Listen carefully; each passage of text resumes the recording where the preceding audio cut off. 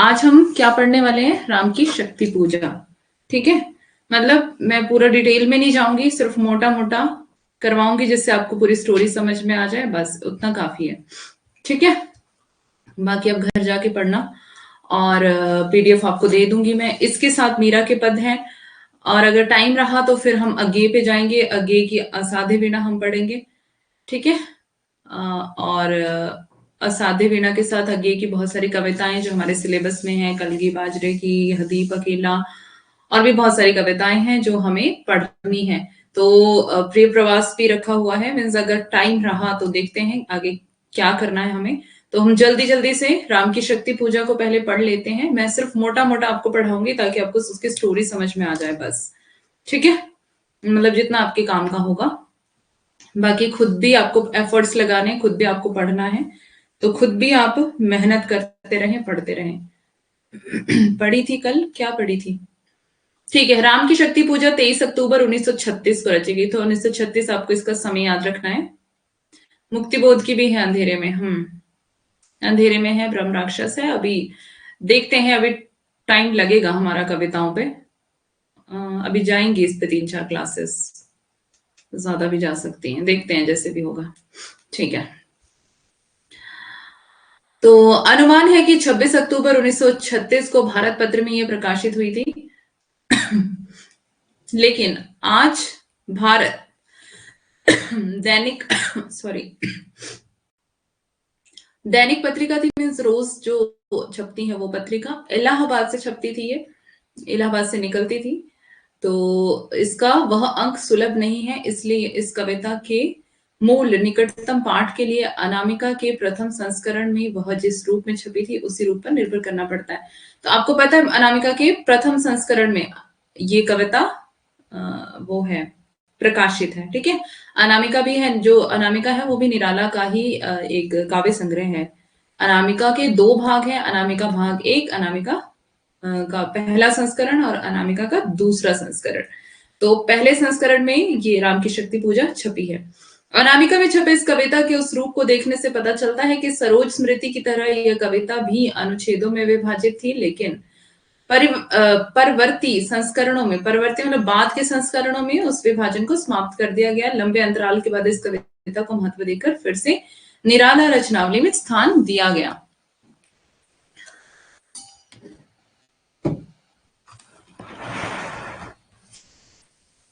इसे संयोग ही कहेंगे कि राम की शक्ति पूजा में भी उतने ही अनुच्छेद हैं जितने सरोज स्मृति में। इन अनुच्छेदों की कुल संख्या 11 है, ध्यान देंगे। ठीक है, और ये प्रसंग के अनुकूल ही आकार में छोटे बड़े हैं। यह कविता में जितना भी प्रसंग जरूरी है उतने ही उसी के अनुकूल, उसी के आधार पर यह आकार में छोटे और बड़े हैं। ठीक है, अनुच्छेद। यह कविता 312 पंक्तियों की एक लंबी कविता है, ध्यान देंगे इसको। 312 पंक्तियों की एक लंबी कविता जिसमें शक्ति पूजा नामक छंद का प्रयोग है। यह छंद निराला जी का अपना मौलिक छंद है।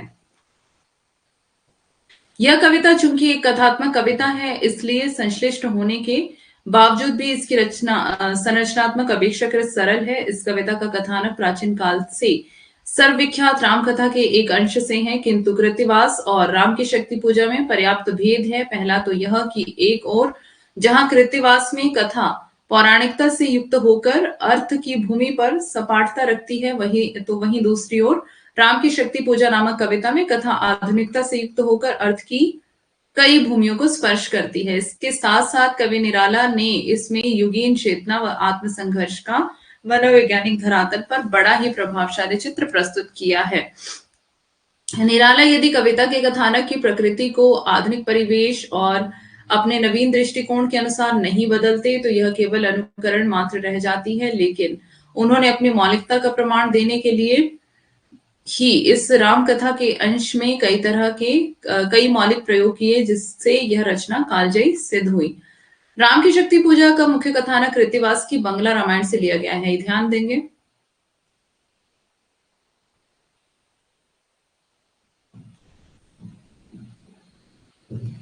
शक्ति पूजा में शक्ति संधान की संरचनात्मक व्याख्या है, और इसका मूल सूत्र जामवान या फिर जामवंत के परामर्श में है। ठीक है, इसका मूल सूत्र किसमें है? जामवंत के परामर्श में है, यानी कि जामवंत क्या करते हैं, एक सुझाव देते हैं राम को, है ना। वो हम अभी आगे पढ़ेंगे, पहले इसका वो देख लेते हैं थोड़ा आगे। और हिंदी के शक्ति काव्य का प्रतिमान है। रचना प्रक्रिया और भावबोध के स्तर पर प्रस्तुत कविता आचार्य शुक्ल द्वारा प्रतिपादित लोक मंगल की साधना की कृति है। इस कविता में एक और यथार्थ से जूझते हुए मानव का अंतर्द्वंद है, तो दूसरी ओर एक सांस्कृतिक सामाजिक प्रक्रिया है। एक पौराणिक प्रसंग के माध्यम से यह कविता अपने युग को उजागर करती है। अपने प्रतीकार्थ में शक्ति पूजा नैतिक शक्ति की सिद्धि का काव्य है। इस कविता का प्राचीन काल पराधीन भारत का वह गांधीवादी युग था जिसमें अंग्रेजी शासन के विरुद्ध, तो क्या बता रही है, पराधीन भारत मतलब जो पराधीन मतलब दूसरों के अधीन, है ना। Good evening. तो मतलब जो भारत है वो गुलाम है, और अंग्रेज शासन के विरुद्ध नैतिक शक्ति का संबल लेकर भारतीय जनता अहिंसात्मक संघर्ष कर रही थी। निराला के सामने यह समस्या थी कि राम रावण का युद्ध वर्णन करना है और उसके समानांतर राम के भीतर चल रही लड़ाई का वर्णन करना है। भीतर की लड़ाई यह है कि युद्ध लड़ा जाए या ना लड़ा जाए, है ना। तो राम के भीतर एक क्या चल रहा है, द्वंद चल रहा है कि लड़ाई लड़नी चाहिए नहीं लड़नी चाहिए, मैं जीतूंगा या नहीं जीतूंगा, है ना। तो अभी इसको हम आगे पढ़ेंगे। यदि लड़ा जाए तो कैसे, लड़ने का साधन क्या हो, जीतेंगे इसमें भी संशय था, है ना। तो संशय की एक रात एक नरेश मेहता का एक खंड काव्य है, उसमें भी कुछ इस तरह की स्टोरी है। राम के मन का संशय उसमें बताया गया है। संशय की एक रात में भी राम के मन का संशय बताया गया है। कई बार उसका भी वो पूछ लिया जाता है, विषय पूछ लिया जाता है। संकल्प की लड़ाई राम के भीतर चल रही है। राम द्वंद्वातीत राम ना होकर द्वंद में फंसे राम है। राम का द्वंद राम रावण के द्वंद से महत्वपूर्ण हो गया है। Good evening. निराला के राम आधुनिक मानव हैं जो न्याय के पक्षधर होते हुए भी टूटते हैं, है ना। कौन है निराला के राम, आधुनिक मानव जो न्याय के पक्ष में है, फिर भी क्या है, न्याय के पक्ष में भी व्यक्ति क्या होता है उसके साथ, टूटता है वो, यानी कि उसके ऊपर भी दुख मुसीबतें आती हैं जो न्याय के साथ भी खड़ा रहता है ना। तो संशय करते हैं यहां तक कि अपनी नियति को कोसते हैं। कैसे कोसते हैं अपनी नियति को, धिक्कारते हैं अपने जीवन को, है ना। दिक जीवन जो पाता ही आया विरोध, दिक साधन जिसके लिए सदा ही किया शोध। ये महत्वपूर्ण पंक्तियां हैं इस कविता की। निराला की सर्जनात्मक प्रतिभा में ढलकर वाल्मीकि और तुलसी के राम आधुनिक स्वाधीनता संग्राम के संवेदनशील राम के रूप में मूर्तिमान हो उठे हैं। उनकी जानकी मात्र प्रिया नहीं, स्वाधीनता की देवी है जिसकी मुक्ति के लिए वे व्याकुल हैं। एक निर्बल देश को मतलब उनकी जानकी यानी कि सीता, ठीक है, मतलब जो सीता थी वो आपको पता है रावण सीता को उठा करके ले गया था, तो उसी पे ये स्टोरी है। एक निर्बल देश को सबसे अधिक ताकत की आवश्यकता थी और शक्ति अर्जित करने की आवश्यकता थी, है ना। शक्ति अर्जित करना, इनकी शक्ति को पाना, इकट्ठा करना, तो कैसे होगा। दरअसल शक्ति की उपासना मात्र ना रह सकी, अंदर की शक्ति को जागृत करने की आवश्यकता रह गई है। निराला के मन में शक्ति की अवधारणा थी, शक्ति की कल्पना मुक्त होने और कराने के लिए की जा रही थी। निराला मानव मुक्ति की कविता लिख रहे थे। जामवान के परामर्श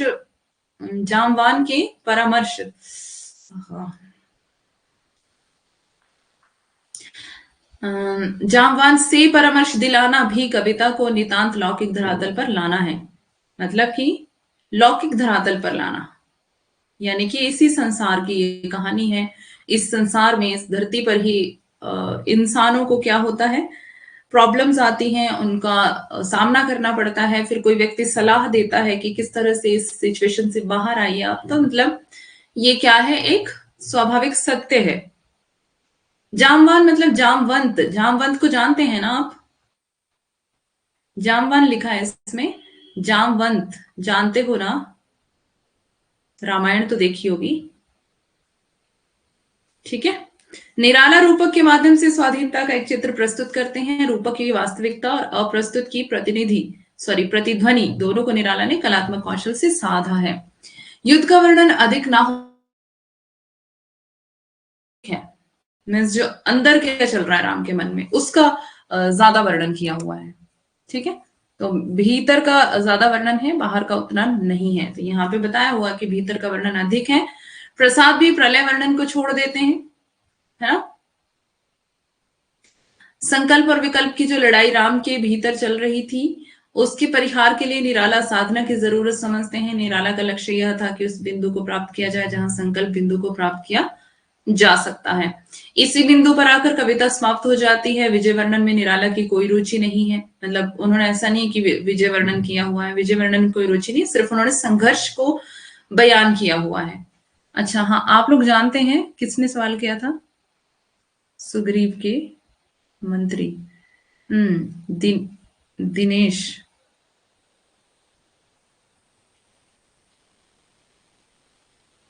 दिनेश दिनेश हाँ, उस संघर्ष को उभार कर रखना उनका उद्देश्य था, जो उस समय भारतीय मानस की लड़ाई थी। लड़ाई कैसे लड़ी जाए, उस समय भारतीय जनमानस की मूल समस्या थी। निराला दरअसल विजय का स्वाद जानते ही नहीं थे। इनका सारा का सारा काव्य संघर्ष का काव्य। कैसा काव्य है निराला का? संघर्ष का काव्य, क्योंकि इन्होंने अपनी जिंदगी में बहुत सारे संघर्ष जो है वो झेले हैं। मीन्स बहुत सारे संघर्ष इनकी लाइफ में है। मैंने आपको कल भी बताया था कि हर तरफ से इनकी लाइफ में दुख था। हमने सर्व स्मृति कल पढ़ा था। इनकी पत्नी की मृत्यु हो जाती है, फिर इनके माँ बाप भी इन्हें छोड़कर चले जाते हैं, इनकी बेटी की भी मृत्यु हो जाती है, और जो कवि समाज है, कवि किस समाज की तरफ से भी इनको बहुत सारे दुख झेलने को मिलते हैं। तो मतलब इनका संघर्ष ही का जीवन था। तो इनका सारा काव्य भी संघर्ष का काव्य है। प्रेरणा के रूप में तुलसीदास सर्वत्र विराजमान है। कविता विलक्षण ढंग से ठेठ हिंदी कविता है। छोटी छोटी पंक्तियों में स्पंदन होने वाली कविता है। छंदों में रची गई है। शायद यह चेतना रही हो कि परंपरा में सभी काव्य छंद में है। आप देखते हैं यहां से हम राम की शक्ति पूजा निराला, इसका पहला पेज। ठीक है, मैं बस आपको थोड़ा थोड़ा ऊपर ऊपर से पढ़ाऊंगी, और कुछ मैं आपको बहुत ज्यादा डीपली नहीं लेकर के जाऊंगी। ठीक है, आपको बस समझ में आ जाए उतना काफी है। क्या हुआ, रवि हुआ अस्त, ज्योति के पत्र पर लिखा अमर। ये बहुत बहुत इंपॉर्टेंट पंक्ति है राम की शक्ति पूजा से। ठीक है, कई बार ये ऐसी पंक्ति पूछ ली जाती है। रह गया राम रावण का अपराजय समर। समर मतलब युद्ध। आज का तीक्ष्ण शर विधृत क्षिप्र कर, वेग प्रखर शतशैल संवन वरणशील नील नभ गर्जित स्वर, प्रतिपल परिवर्तित व्यू। प्रतिपल परिवर्तित व्यू, क्या हो रहा है? अब थोड़ा समय पहले इसको पढ़ ही लेती हूँ पूरा। भेद कौशल समूह, राक्षस विरुद्ध प्रत्यु क्रुद्ध, कपि विषम हो विच्छुरित वाहनी, राजीव नयन हत लक्ष्य बाण। तो क्या बता रहे हैं यहाँ पर कि रवि हुआ अस्त, मतलब कि जो युद्ध चल रहा है राम और रावण का। आपको पता है राम और रावण का युद्ध क्यों हुआ था? सीता के लिए, है ना, ऑब्वियसली।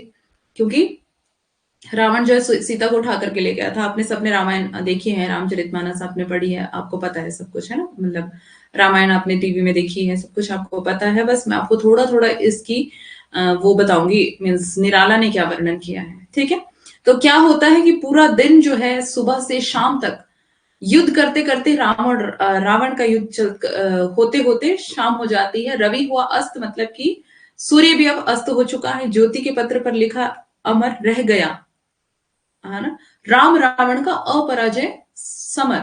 अब राम और रावण का जो युद्ध था वो अभी बाकी है, फिर भी आज का। नमस्ते। अब क्या बता रहे हैं यहाँ पर? प्रतिपल परिवर्तित व्यू। अब हर पल क्या हो रहा है, जो दृश्य है, व्यू मतलब दृश्य, जो दृश्य है वो क्या हो रहे हैं, हर पल परिवर्तित हो रहे हैं, चेंज हो रहे हैं दृश्य। तो आगे क्या हो रहा है, अब जल्दी से आगे देखते हैं। लोहित लोचन रावण मदन मोचन महियान, राघव लाघव रावण वारण गत युग्म प्रहर, उद्धत लंकापति मर्दित कपि दल बल विस्तर, अनिमेष राम विश्वजी दिव्य, शरभंग भाव विद्वान बद्ध कोदंड मुष्टि, खर रुधिर स्त्राव, रावण प्रहार दुर्वार विकल वानर, दल बल मूर्छित सुग्रीवांगद भीषण गवाक्ष गए नल।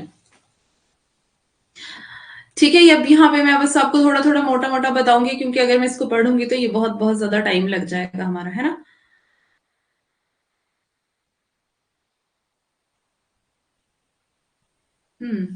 वनवास और हरण।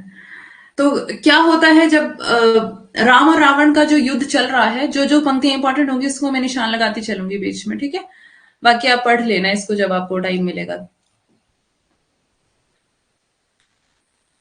कितना संघर्ष था। हाँ, तो क्या होता है कि जब राम और रावण का युद्ध चल रहा है और लगातार क्या हो रहा है, लगातार कौन जीत रहा है, रावण जीत रहा है। जैसे हमने अभी शुरू में पढ़ा, जब मैंने आपको इसका स्टार्टिंग में जो हिस्सा था वो पढ़ाया, तो इसमें क्या होता है कि लगातार जो है युद्ध में कौन जीत रहा है, रावण जीत रहा है, जबकि जो राम है वो न्याय के पक्षधर है। ऐसा पढ़ा था हमने पीछे, है ना। तो वो राम जो है वो न्याय के पक्षधर है, फिर भी उनके साथ क्या हो रहा है, फिर भी उनका जो समय है वो संघर्षों में बीतता जा रहा है। तो एकदम से क्या हो जाता है कि रावण जो है वो जीतते जा रहे हैं प्रतिपल। जो मैंने आपको भी पीछे बताया कि हर पल जो है वो व्यू, यानी कि जो दृश्य है युद्ध के, वो चेंज होते जा रहे हैं। और क्या हो रहा है, कौन जीत रहा है, रावण जीतता जा रहा है।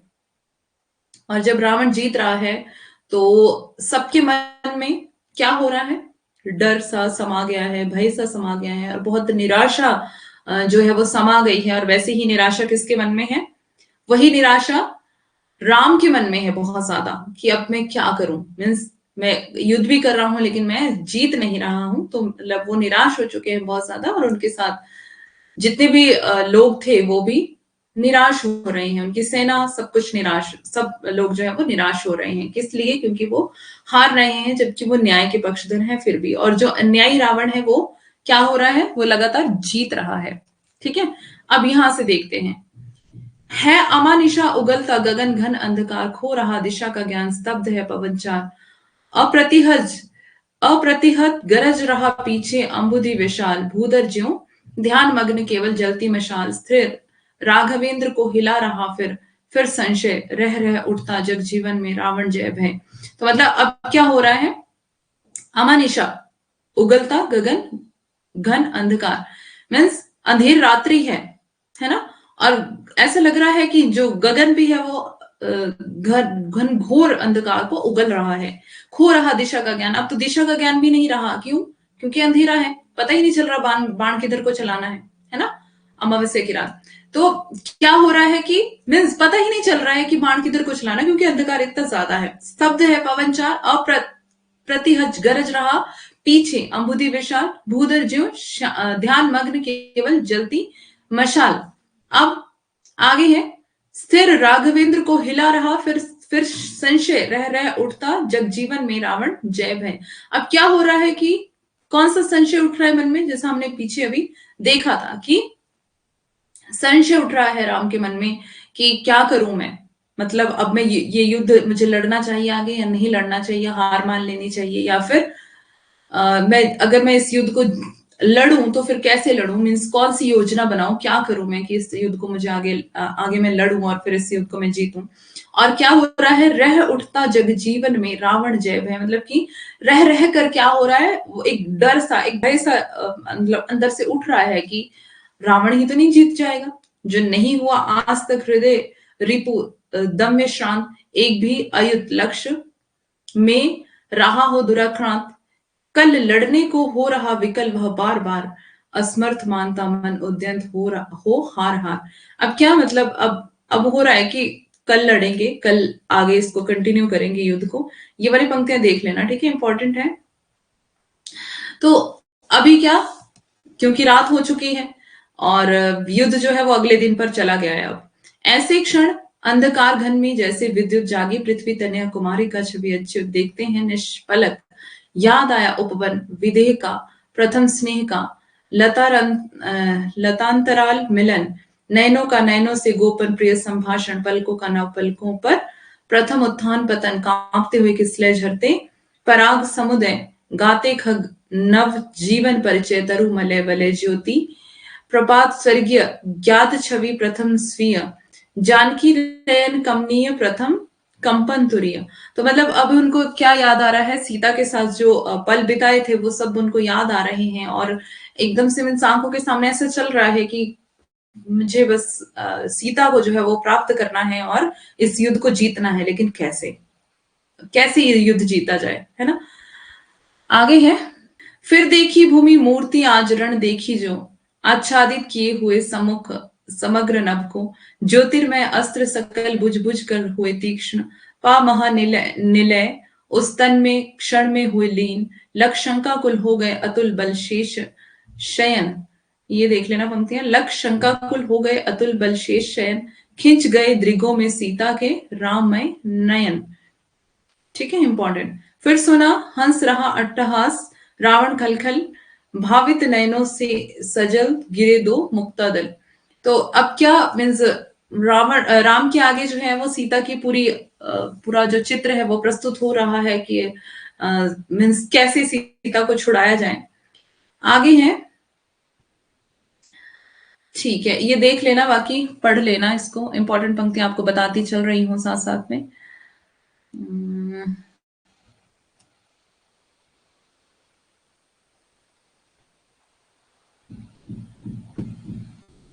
अब यहां पे क्या होता है, उनको पता चलता है कि जो शक्ति है ना, शक्ति मतलब दुर्गा, वो जो है रावण के फेवर में है। ठीक है, किसके फेवर में है? रावण के। थोड़ा थोड़ा से इधर से देख लेते हैं। कितना श्रम हुआ व्यर्थ आया जब मिलन समय, तुम खींच रहे हो हस्त जानकी से निर्दय। रावण रावण लंपट कलमिश गताचार, जिसने हित करते किया मुझे पाद प्रहार। बैठा उपवन में देखा दुख सीता को फिर, कहता रण की जय कथा पारिषद दल से घिर।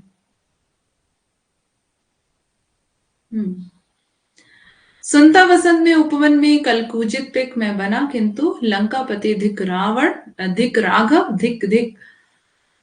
तो अभी वही मतलब सीता की बार बार याद आ रही है कि किस तरह से उसको छुड़ाना है। मीन्स राम के मन में तो बहुत ज्यादा संशय उमड़ रहा, मतलब भरा हुआ है, और बहुत ज्यादा निराशा छाई हुई है कि अब किस तरह से। अब क्योंकि राम को पता चल जाता है कि जो शक्ति है वो किसके फेवर में है, रावण के फेवर में है, और जो शक्ति है वो रावण का साथ दे रही है, जबकि वो क्या है, अन्यायी है वो, है ना। यहां से देखते हैं, यह नहीं रहा नरवानर का राक्षस से रण, उतरी पा महाशक्ति रावण से आमंत्रण।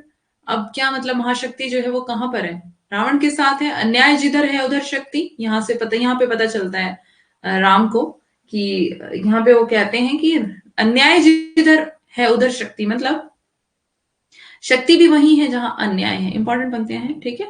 तो पावर भी किधर है, अन्याय के साथ है। अन्यायी कौन है, रावण। कहते छल छल हो गए नयन, कुछ बूंद पुनः ढलके दृग जल रुक गया कंठ चमका।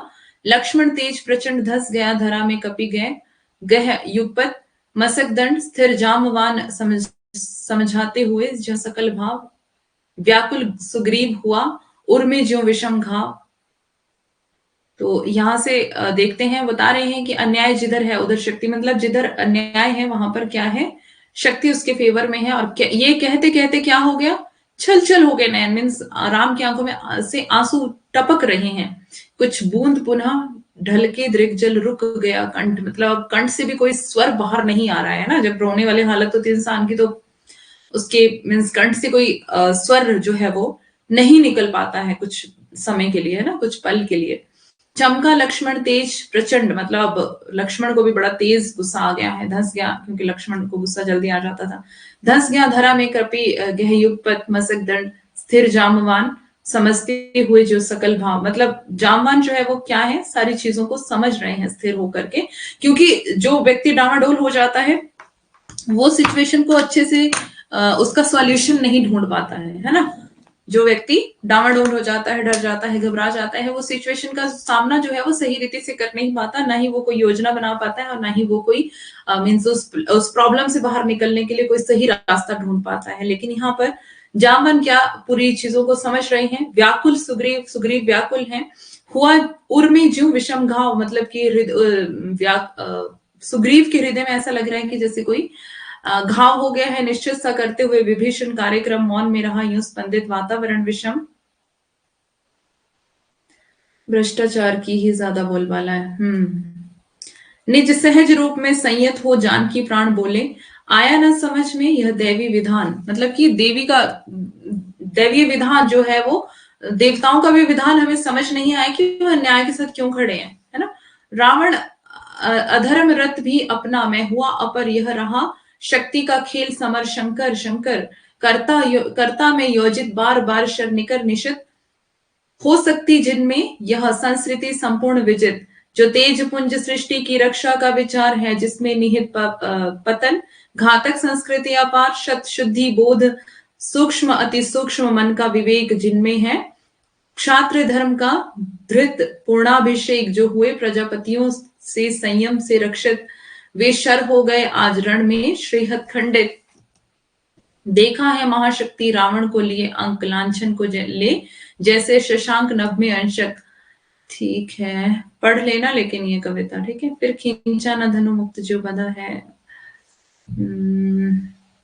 बोले विश्वस्त कंठ से जामवान रघुवर, विचलित होने का नहीं मैं देखता कारण। क्या बोले जामवान, क्या बोले, यानी कि जामवंत ने क्या बोला कि रघुवर राम को कि विचलित होने का नहीं देखता मैं कारण, में विचलित होने का कोई कारण नहीं मुझे दिखाई दे रहा है।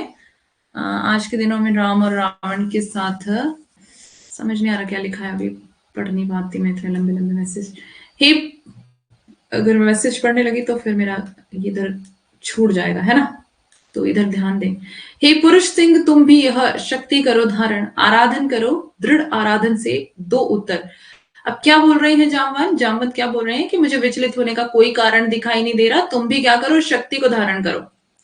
हाँ, तुम्हें लग रहा है कि शक्ति उसके फेवर में है, रावण के फेवर में है, बट तुम्हें भी शक्ति को अर्जित करने के लिए कुछ करना पड़ेगा ना। शक्ति को धारण करो, तुम भी क्या करो, आराधन का दृढ़ आराधन से दो उत्तर। अगर रावण ने आराधना की है शक्ति की, और शक्ति की आराधना करके उसने अपने फेवर में शक्ति को कर लिया है, तो तुम भी कर सकते हो, तुम दृढ़ आराधना कर सकते हो, उससे ज्यादा कर सकते हो, है ना। जैसे कि आप क्या करते हो, आप पढ़ते हो, अब बहुत से बच्चे हैं जो आगे निकल जाते हैं, है ना, बहुत से बच्चे हैं जो टॉप कर लेते हैं, तो अब आपको क्या करना है, जो टॉप कर रहे हैं उनसे भी आगे आपको निकलना है, तो कैसे निकलोगे आगे, उनसे भी ज्यादा स्टडी आपको करनी पड़ेगी, है ना। तो मीन्स दृढ़ता से, एक दृढ़ निर्णय के साथ आपको उठना पड़ेगा, खड़े होना पड़ेगा, स्टेप लेना पड़ेगा, कंफर्ट जोन से बाहर निकल करके क्या करना पड़ेगा, युद्ध लड़ना पड़ेगा, है ना, जंग लड़नी पड़ेगी। तो जंग लड़ने के लिए क्या करना पड़ता है, सारे हथियारों को बांध करके चलना पड़ता है। तो बता रहे हैं कि आराधन का दृढ़ आराधन से दो उत्तर। अगर उसने आराधना किया तो तुम भी आराधना करो, लेकिन तुम दृढ़ आराधना करो और फिर उसका उत्तर दो। तुम वरो विजय संयत प्राणों से, प्राणों पर इंपॉर्टेंट है, ठीक है। रावण अशुद्ध होकर भी यदि कर सकता त्रस्त, तो निश्चय तुम हो सिद्ध करोगे उसे ध्वस्त। तो मतलब अगर रावण जो है अशुद्ध होकर के भी, पापी होकर के, अन्यायी होकर के भी वो शक्ति को अपने फेवर में कर सकता है, तो तुम तो सिद्ध पुरुष हो, तुम भी तो हरा सकते हो उसको। शक्ति की करो मौलिक कल्पना, मोस्ट इंपोर्टेंट पंक्तियां हैं, ठीक है। शक्ति की करो मौलिक कल्पना, करो पूजन छोड़ दो समझ, जब तक ना सिद्धि हो रघुनंदन। क्या कह रहे हैं, शक्ति की मौलिक कल्पना करो, मीन्स तुम भी क्या करो, शक्ति की पूजा करो, अर्चना करो, आराधना करो दृढ़ता से, और क्या करो, छोड़ दो समर, ये युद्ध का जो मैदान है उसको छोड़ दो। अब क्या करो, तुम सिद्धि करो ताकि तुम्हें विजय मिले। जब तक ना सिद्धि हो रघुनंदन, मतलब कि जब तक तुम्हें जो है शक्ति प्राप्त ना हो, तब तक तुम क्या करो, सब कुछ छोड़ छाड़ दो और पूजा अर्चना करने बैठ जाओ, ताकि शक्ति जो है तुम्हारे फेवर में आ जाए। तब तक लक्ष्मण है महावाहिनी के नायक, मध्य भाग में अंगद, दक्षिण श्वेत सहायक। मतलब जब तक आप सिद्धि करने बैठे हो तब तक लक्ष्मण सारी चीजों को से निपट लेंगे, अंगद है। और आगे लिखा है, मैं भल सैन्य है, वाम पार्श्व में हनुमान, मतलब मैं भी हूँ, सेना भी है, और कौन है, हनुमान भी है, नल नील और छोटे कपिगण उनके प्रधान भी हैं, सुग्रीव विभीषण अन्य, यथुपति यथा समय आएंगे रक्षा हेतु, जहां भी होगा भाई, मतलब जहां भी लगेगा हम तुम्हारी मदद करेंगे, लेकिन तुम क्या करो, तुम शक्ति की मौलिक कल्पना करो, है ना। अच्छा, रामायण सीरियल जैसा आपको सामने दिखाई दे रहा है, ओके, तो बहुत अच्छी बात है। मीन्स ऐसा होना चाहिए कि पिक्चर आपके सामने चले तो आपको ज्यादा अच्छे से समझ आ जाए, है ना। इतना डूब जाओ पढ़ने में कि आपके सामने पिक्चर चले। उत्तम निश्चय भल्लनाथ, कह दिया वृद्ध को मान, राम ने झुका मात, हो गए ध्यान में लीन, पुनः करते विचार, देखते सकल तन पुलकित होता, बार बार कुछ समय अनंतर इंदिवर, निंदित लोचन खुल गए, रहा निष्पलक भाव में मज्जित मन, बोले आवेग रहित स्वर में, विश्वास स्थित मातः दशभुजा विश्व ज्योति, मैं हूं आश्रित हो विद शक्ति से है खल महिषासुर मर्दित। जन रंजन रंजन चरण कमल तल धन्य सिंह गर्जित, यह मेरा प्रतीक मातः समझा इंगित, मैं सिंह इसी भाव से करूंगा अभिनंदित। अब आगे क्या हो रहा है, कुछ समय तक स्तब्ध हो रहे राम छवि में निमग्न, फिर खोले पलक कमल ज्योतिर्दल ध्यान लग्न है, देख रहे मंत्री सेनापति वीरासन बैठे, उमड़ते हुए राघव का स्मित आनंद, बोले भावस्त चंद्रमुख निंदित, रामचंद्र प्राणों में पावस कंपन भर, स्वर में मेघ मंत्र देखो बंधुवर, सामने स्थिर जो वह भूधर, शोभित शत हरे हरित गुल्म तृण से, श्यामल सुंदर पार्वती कल्पना है इसकी, मकरंद विदु गरजता चरण प्रांत पर, सिंह वह नहीं सिंधु। अब उन्होंने क्या कर लिया है, अर्चना पूजा अर्चना शुरू करती है ना।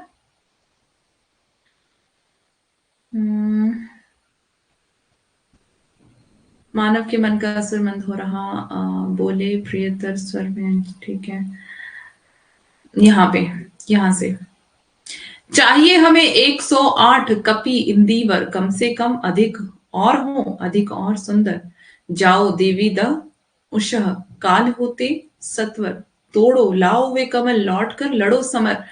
क्या कह रहे हैं कि अब क्या चाहिए उनको, ये सिद्धि करने के लिए क्या चाहिए, पूजा अर्चना करने के लिए क्या चाहिए, 108 इंदीवर यानी कि कमल, कमल के फूल चाहिए 108, है ना, मतलब सुंदर से सुंदर हो, बहुत सुंदर हो, ऐसे क्या चाहिए, 108 कमल के फूल। अवगत हो जामवान से पथ दूरत्व स्थान, प्रभु पद रज सिर धर चले हर्ष भर हनुमान, राघव ने विदा किया सबको जानकर समय, सब चले सदैव राम को सोचते हुए विजय, मतलब सब राम की विजय सोच रहे हैं और सब चल रहे हैं। निशी हुई विगत नभ के ललाट पर, प्रथम किरण फूटी रघुनंदन के दृग महिमा, ज्योति हिरण है नहीं शरासन, आज हस्त तुरीण तुणीर स्कंद, वह नहीं सोहता निविड़ जटा दृढ़ मुकुट बंद, सुन पड़ता सिंहासन रण कोलाहल अपार, उमड़ता नहीं मन स्तब्ध सुधी है ध्यान धार। आप सब कल्पना कर रहे हैं रावण की विजय की, है ना। आगे है, यहां से देख लेते हैं थोड़ा सा, कर जप पूरा कर एक चढ़ाते इंदिवर, मतलब एक जप करते थे वो, एक मंत्र जाप करते थे, उसके बाद क्या करते थे, एक इंदिवर एक कमल चढ़ाते थे, निज पुरश चरण इस भांति रहे हैं पूरा कर, मीन्स क्या कर रहे हैं, इस भांति से अपनी पूजा अर्चना साधना को पूर्ण कर रहे हैं। चढ़ षष्ठ दिवस, अब छठा दिन चढ़ गया है, आज्ञा पर हुआ समाहित मन, प्रति जप में खिंच खिंच होने लगा महाकर्षण, संचित त्रिकुटी पर ध्यान द्विदल देवी पद पर, जबकि स्वर लगा कांपने थर थर अंबर, 2 दिन निस्पंद एक आसन पर रहे राम, अर्पित करते इंदिवर जपते हुए नाम, मतलब क्या बता रहे हैं कि 2 दिन तक वो आसन पे ही रहे, क्या, इंदिवर को अर्पित करते हुए और नाम को जपते हुए, इंदिवर मतलब कमल को अर्पित करते हुए।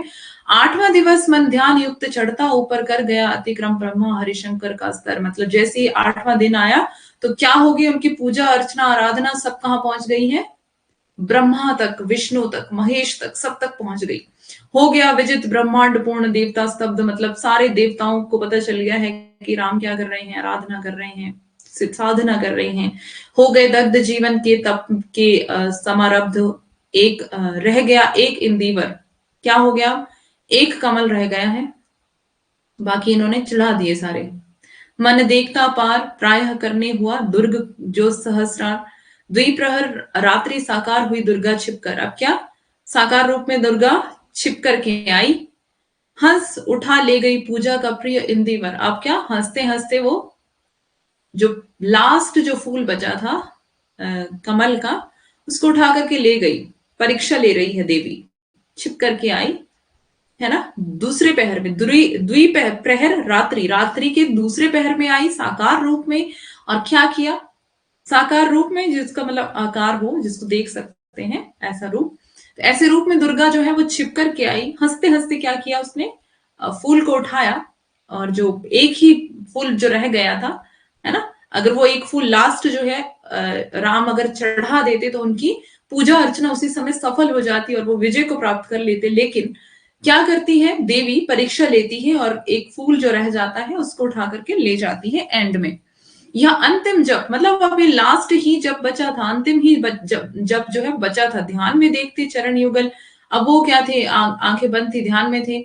राम ने बढ़ाया कर लेने को नील कमल। अब उन्होंने क्या किया, हाथ को बढ़ाया कि चलो मैं अब लास्ट रह गया है तो एक कमल को मैं उठाने के लिए अपने हाथ को बढ़ाता हूं, है ना। पहले तो वो अपने ध्यान में थे और कुछ लगा ना हाथ, अब देखा तो है फूल है ही नहीं वहां पर, तो कुछ लगा ना हाथ, हुआ सहसा स्थिर मन चंचल।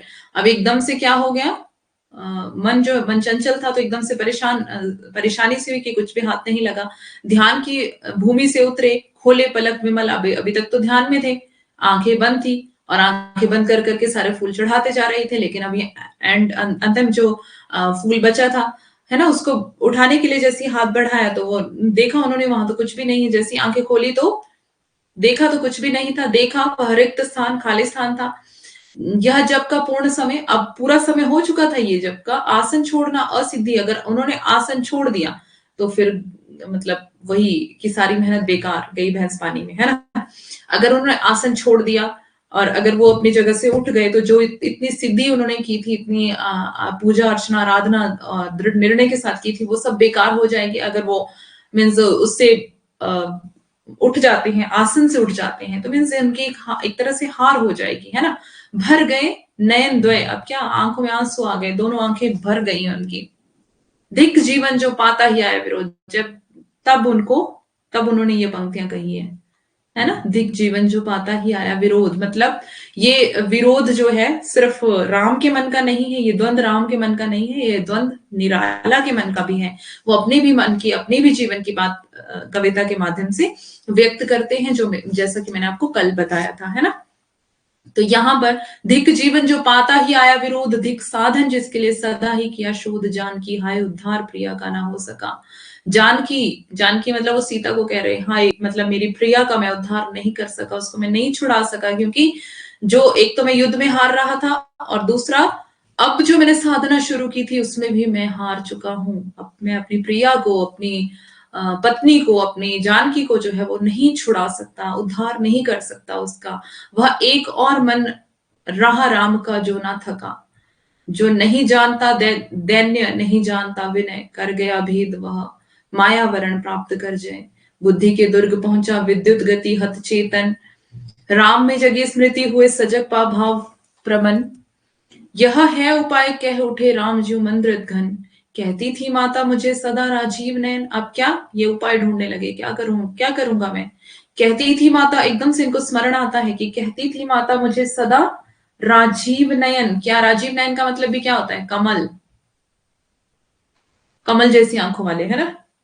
कहती थी माता मुझे सदा राजीव नयन, दो नील कमल हैं शेष अभी, मतलब अभी दो कमल और है मेरे पास, दो आंखें और हैं। यह पुरस्चरण पूरा करता हूं देकर मात एक नयन। मैं अब क्या करूंगा, इस सिद्धि को कैसे पूरा करूंगा, माता को, दुर्गा को एक नयन दे करके, एक आंख दे करके क्या करूंगा मैं, इस सिद्धि को पूरा करूंगा।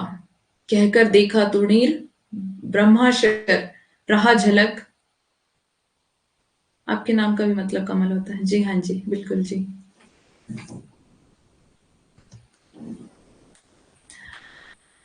ले लिया हस्त लक लक करता वह महाफलक, ले अस्त्र वाम पर दक्षिण कर दक्षिण लोचन, ले अर्पित करने को उद्यंत हो गए सुमन, जिस क्षण बंध गया पेधने को दृढ़ निश्चय। अब क्या है, इन्होंने क्या कर लिया, शस्त्र उठा लिया कि अपनी आंख को मैं क्या करूंगा, अपनी दक्षिण आंख को जो है मैं चढ़ा दूंगा अभी देवी को। शस्त्र लिया उसको काटने के लिए, लेकिन क्या होता है, एकदम से कांपा ब्रह्मांड हुआ देवी का त्वरित उदय, मतलब कि ब्रह्मांड पूरा कांप उठा और देवी वहां पर एकदम से उपस्थित हो गई।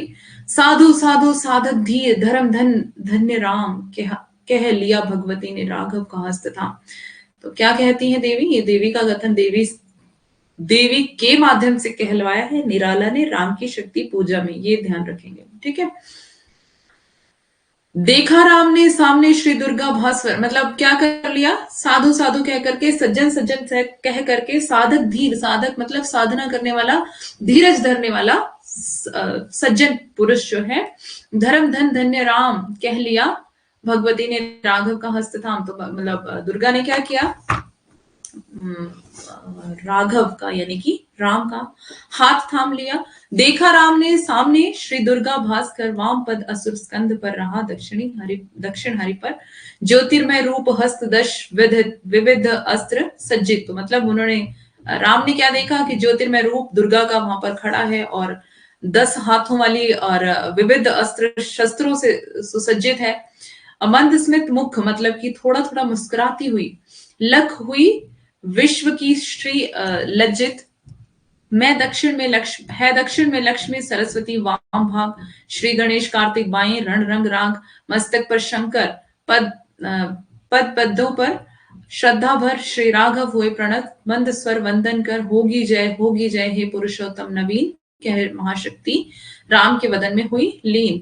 तो यहाँ पर क्या कहती हैं शक्ति यानी कि दुर्गा से कहलवाया है ये कथन इन्होंने। तो क्या कहती हैं, होगी जय हे पुरुषोत्तम नवीन, मतलब तुम्हारी जय होगी, तुम ही विजयी होंगे। हे पुरुषोत्तम मतलब पुरुषों में उत्तम, कह महाशक्ति राम के वदन में हुई लीन। वो महाशक्ति राम के वदन में चली गई और राम क्या हो गए, पावरफुल हो गए। राइट, तो यहां पर हो गई जी हमारी कविता खत्म। कैसी लगी आपको कविता? निराला के मन का संघर्ष, निराला ने अपने मन के संघर्ष को कहां पर व्यक्त किया है? राम के मन के द्वंद्व को चित्रित किया है इन्होंने, है ना, अपने जीवन के संघर्ष को व्यक्त किया है।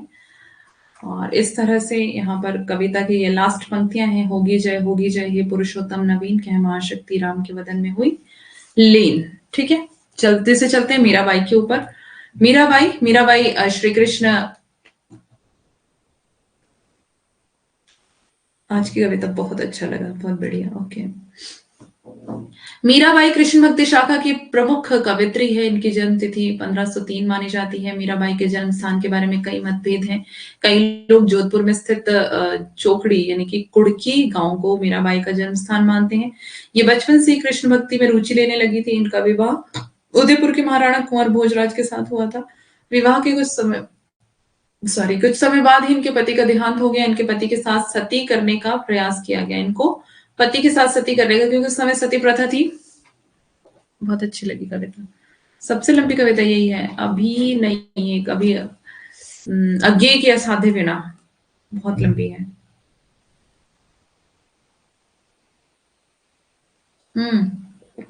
उससे भी ज्यादा लंबी कविता अंधेरे में, मुक्तिबोध, कई दिन लग जाते हैं उसको पढ़ने में। पति के साथ सती करने का प्रयास किया गया लेकिन मीरा इसके लिए तैयार नहीं हुई। उसने बोल दिया कि मैं क्यों सती हूं। वे संसार की ओर से विरक्त हो गई और साधु संतों की संगति में हरि कीर्तन करते हुए अपना समय व्यतीत करने लगी। संत रैदास की शिष्या मीरा के पद पूरे उत्तर भारत सहित गुजरात, बिहार और बंगाल तक प्रचलित हैं। मीराबाई की कविताएं हिंदी तथा गुजराती दोनों ही भाषाओं में मिलती हैं। कृष्ण भक्ति शाखा की महान हिंदी कवित्री मीरा का जन्म और मृत्यु दोनों ही विवादास्पद है। डॉक्टर नगेंद्र इनका जो जन्म है वो 1498 मानते हैं। मीरा का निधन 1563 में हुआ था, 1558 या 63 के बीच में हुआ, ऐसा माना जाता है। ठीक है, आचार्य शुक्ल इनका जन्म 1577 मानते हैं और मीरा का जन्म स्थान मेड़ता माना जाता है। उनके बचपन का नाम मीपल था। मीरा की माता का नाम कमला और पिता का नाम रतन सिंह यानी कि रतन सेन था। मीरा का निधन जो है वो रणछोड़ दास के मंदिर में गुजरात द्वारका में हुआ था। मीरा के दादा का नाम राव दूदा था और कृष्ण भक्ति का संस्कार मीरा को अपने दादा से ही मिला था। मीरा का विवाह महाराणा सांगा संग्राम सिंह के बड़े पुत्र भोजराज के साथ हुआ था। मीन्स महाराणा थे वो, है ना। मीरा के गुरु जो थे वो रैदास थे और रविदास के गुरु जो थे वो रामानंद थे और मीरा की दीक्षा गुरु जो थे वो चैतन्य संप्रदाय के जीव गोस्वामी थे। ठीक है, मीरा के गुरु रविदास थे लेकिन दीक्षा गुरु इनके कौन थे जिनसे इन्होंने दीक्षा ली, वो कौन थे? जीव गोस्वामी, चैतन्य संप्रदाय के संस्थापक जीव गोस्वामी। ध्यान देंगे मीरा के विषय में प्रसिद्ध विद्वानों के कथन। आचार्य शुक्ल क्या कहते हैं कि मीरा का समस्त काव्य आंसुओं से सना एवं विरह में भीगा है। ध्यान देंगे डॉक्टर नगेंद्र क्या कह रहे हैं? मीराबाई का काव्य उनके हृदय से निकले सहज प्रेम उच्छ्वास का साकार रूप है। डॉक्टर नामवर सिंह कह रहे हैं कि मीरा का काव्य नारी की मुक्ति का आवाहन है। रामविलास शर्मा कह रहे हैं कि मीरा का काव्य स्त्री की पराधीनता का प्रत्याख्यान है, पुरुष प्रधान व्यवस्था के प्रति विद्रोह की इसमें घोषणा है। और नरोत्तम दास स्वामी इनके बारे में कह रहे हैं कि मीरा के काव्य रचना के लिए नहीं लिखा गया है, यह तो अपने आराध्य के प्रति उन्मुक्त अभिव्यक्ति एवं प्रेम की घोषणा है। ठीक है, नरोत्तम स्वामी ऐसा कह रहे हैं। मैनेजर पांडे क्या कह रहे हैं कि कबीर, जायसी और सूर के सामने चुनौतियां भाव जगत की थी, मीरा के सामने भाव जगत से अधिक भौतिक जगत की चुनौतियां थी, है ना, मतलब पूरे पूरे संसार की चुनौतियां इनके सामने थी, क्योंकि लड़की थी, औरत थी, और औरतों के लिए, लेडीज के लिए ये निर्णय लेना कि शादी ना करना और फिर भक्ति करना बहुत ज्यादा मुश्किल हो जाता है ना। तो समाज जो है वो तरह तरह के सवाल उठाता है, तो इसी तरह से इसीलिए ये कह रहे हैं उनकी चुनौतियां तथा कठिनाइयां पारिवारिक और सामाजिक जीवन की थी। रोहिणी अग्रवाल क्या कह रही हैं कि मीरा के पदों को यदि आध्यात्मिकता के कुहासे से मुक्त कर दिया जाए तो वे जीवन के राग, उल्लास, उत्सव और ठाट बाट के साथ इंद्रिकता के उद्याम का भी संस्पर्श करते हैं। घोर लौकिकता के बीच घोर श्रृंगारिक बाना है। डॉक्टर नगेंद्र क्या कह रहे हैं? मीरा की 11 पुस्तकें हैं जिसमें स्फुट पद यानी कि पदावली को प्रमाणिक माना है। स्फुट पद, राग मल्हार, गीत गोविंद का टीका, नरसिंह जी का मायरा, नरसिंह जी री हुंडी और नरसिंह जी रो मायरो। ठीक है, नरसिंह जी का मायरा इसको हिंदी में बोलते हैं, ध्यान देंगे। इनके राग सोरठा के पद, राग सौरभ के पद, रुक्मिणी रिमंगल, ये इनकी रचनाएं हैं, तो इनको ध्यान में रखना। मीरा की रचनाओं का संकलन मीरा पदावली के रूप में उपलब्ध है। मीरा के उपनाम सुमित्रा नंदन पंत इनको क्या कहते हैं? मरुस्थल की मंदाकिनी। सुमित्रा नंदन पंत क्या कहते हैं इनको? मरुस्थल की मंदाकिनी। माना जाता है कि अपने परिजनों के द्वारा परेशान करने पर मीरा ने तुलसीदास को एक पत्र लिखा था। तो जब नीलकमल वाला पॉइंट कब सबसे अच्छा लगा? अच्छा, मीरा का विवाह भी हुआ था, आज पता चला। हाँ, मीरा का विवाह हुआ था, पति की मृत्यु हो गई थी। सती होने के लिए कहा था कि आप अपने पति के साथ मर जाओ, चिता पे चढ़ जाओ, लेकिन ये मुकर गई कि मैं नहीं, सती नहीं होंगी मैं। तो पति की मृत्यु मतलब बहुत जल्दी हो गई थी, मीन्स शादी के बाद ये बहुत ज्यादा दिन अपने पति के साथ नहीं रह पाई हैं। पति की मृत्यु बहुत जल्दी हो गई थी। उसके बाद इन्होंने सोचा कि मैं अब भक्ति का भेष, मतलब भक्ति का भेष नहीं, मतलब भक्ति करूंगी मैं, और मेरे पति जो है वो कृष्ण है और मैं कृष्ण के लिए ही जीऊंगी। ठीक है, उन्होंने पत्र में लिखा। अब देखो, इनके घर वालों ने इनको बहुत परेशान किया था कि मंदिरों में नहीं जाके नाचना है, मीन्स ऐसा बोला जाता है औरतों को। तो ये नाचती थी, ये कृष्ण की मूर्ति के सामने नाचती रहती थी, मीन्स अपने में मगन रहती थी, ये भक्ति में मगन रहती थी, गाती थी, बजाती थी, नाचती थी बस। तो घर वालों ने कहा कि तू हमारी बेइज्जती करवा रही है, और मीन्स इनका क्योंकि खानदान बहुत बड़ा था, अमीर लोग थे, महाराजाओं का परिवार था, तो नेचुरल सी बात है। तो ये कह रहे थे कि मतलब उसको परेशान करते थे मीरा को। हालांकि उसको जहर भी एक बार दिया गया था, परिवार वालों ने जहर भी दे दिया था कि मर जाए, लेकिन वो मरी नहीं थी। तो ये जो सारा वर्णन है आपको शुक्ल वाली बुक में मिल जाएगा, मैं आपको ऐसे ही बता रही हूँ मोटा मोटा सा। ठीक है, तो शुक्ल वाली बुक में इसका पूरा डिटेल दिया हुआ है। यहाँ पर है, उन्होंने पत्र लिखा किसको? तुलसीदास को पत्र लिखा, क्योंकि उस समय तुलसीदास भी थे, और तुलसीदास जो थे वो मीन्स सीनियर थे इनके। तो इन्होंने तुलसीदास को पत्र लिखा कि मेरे घर वाले मुझे परेशान कर रहे हैं, मुझे क्या करना चाहिए। तो क्या लिखा है? स्वस्ति श्री तुलसी कुलभूषण दूषण हरण गुसाई, 12 बार प्रणाम करहूं अब करहूं शोक समुदाय। बोल रही हैं कि मैं क्या करती हूँ, 12 बार तो मैं प्रणाम करती हूँ पहले आपको, फिर क्या करती हूँ, अपने शोक की बातें आपको कह करके सुनाती हूँ।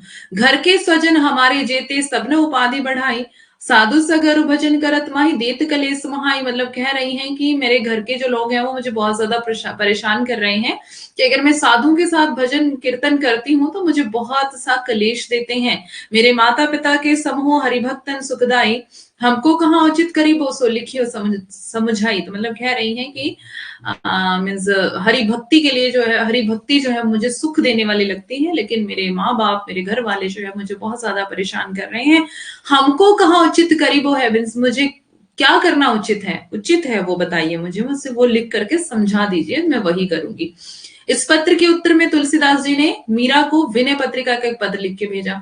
तो तुलसीदास ने विनय पत्रिका में वो पद पहले लिखा हुआ था, तो उन्होंने वहां से उठा करके एक पद जो है वो हाँ जी। तो उन्होंने वो क्या किया, वो पत्र में लिख करके क्या कर दिया, भेज दिया मीरा को।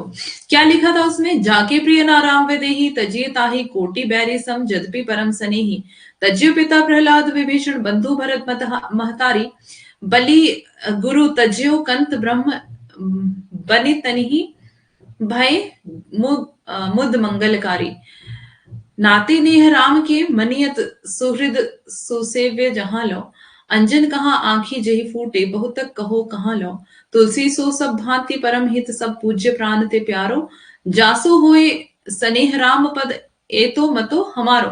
तो मतलब क्या कह रहे हैं, जाके प्रिय न राम विदेही तजिए ताही कोटि समवैरी, मतलब कि जो राम से प्रेम नहीं करते वो क्या करते हैं, है ना, वो क्या करते हैं, वो सताते हैं, उन लोगों को सताते हैं जो भक्ति करते हैं। तो भक्ति करने वाले जो है वो सताए जाते हैं, उनके जो परम मित्र भी होते हैं वो भी उनके शत्रु बन जाते हैं, कोटि बैरी बन जाते हैं उनके, मीन्स बहुत बहुत लोग उनके बैरी हो जाते हैं। तो ये सब चलता रहता है। तो मेरी यही राय है कि तुम क्या करो, भगवान भक्ति में तुम लीन रहो, ठीक है। तो ये थोड़ी सी इनके बारे में थोड़ा सा डिटेल थी। अब देखते हैं हम मीरा पदावली, जो कि आपके सिलेबस में है, विश्वनाथ त्रिपाठी द्वारा ये संपादित है और इसमें 20 पद 1 से 20 तक आपके सिलेबस में है। ये मैंने आपको यहाँ पर पूरे के पूरे रखे हुए हैं। जब तक समय है मैं आपको 1-2 पद जो है पढ़ा देती हूँ, उसके बाद आपको ये खुद ही पढ़ लेना आगे, है ना।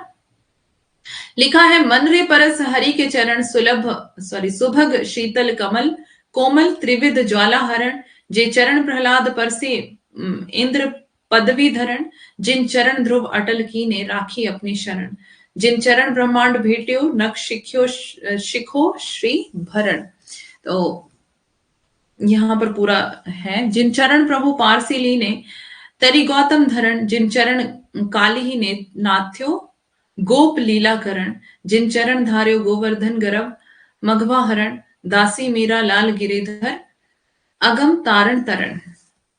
मतलब इसका अर्थ भी यहाँ पर, मतलब सारी पंक्तियों के अर्थ पूरी जो इनकी पदावली है उसके पूरे के पूरे अर्थ रखे हुए हैं इस पीडीएफ में। तो आपको इसको खुद से पढ़ना है, ठीक है। अभी हमारे पास समय नहीं है इतना कि मैं आपको सारा का सारा पढ़ाऊं, तो थोड़ा सा आपको भी एफर्ट्स लगाने होंगे, आपको ही खुद से पढ़ना होगा, है ना। मीराबाई श्री कृष्ण के प्रति अपनी अनन्य भक्ति को प्रस्तुत करते हुए अपने मन को संबोधित करते हुए कहती है कि हे मेरे मन, तो श्री कृष्ण के चरणों का स्पर्श कर।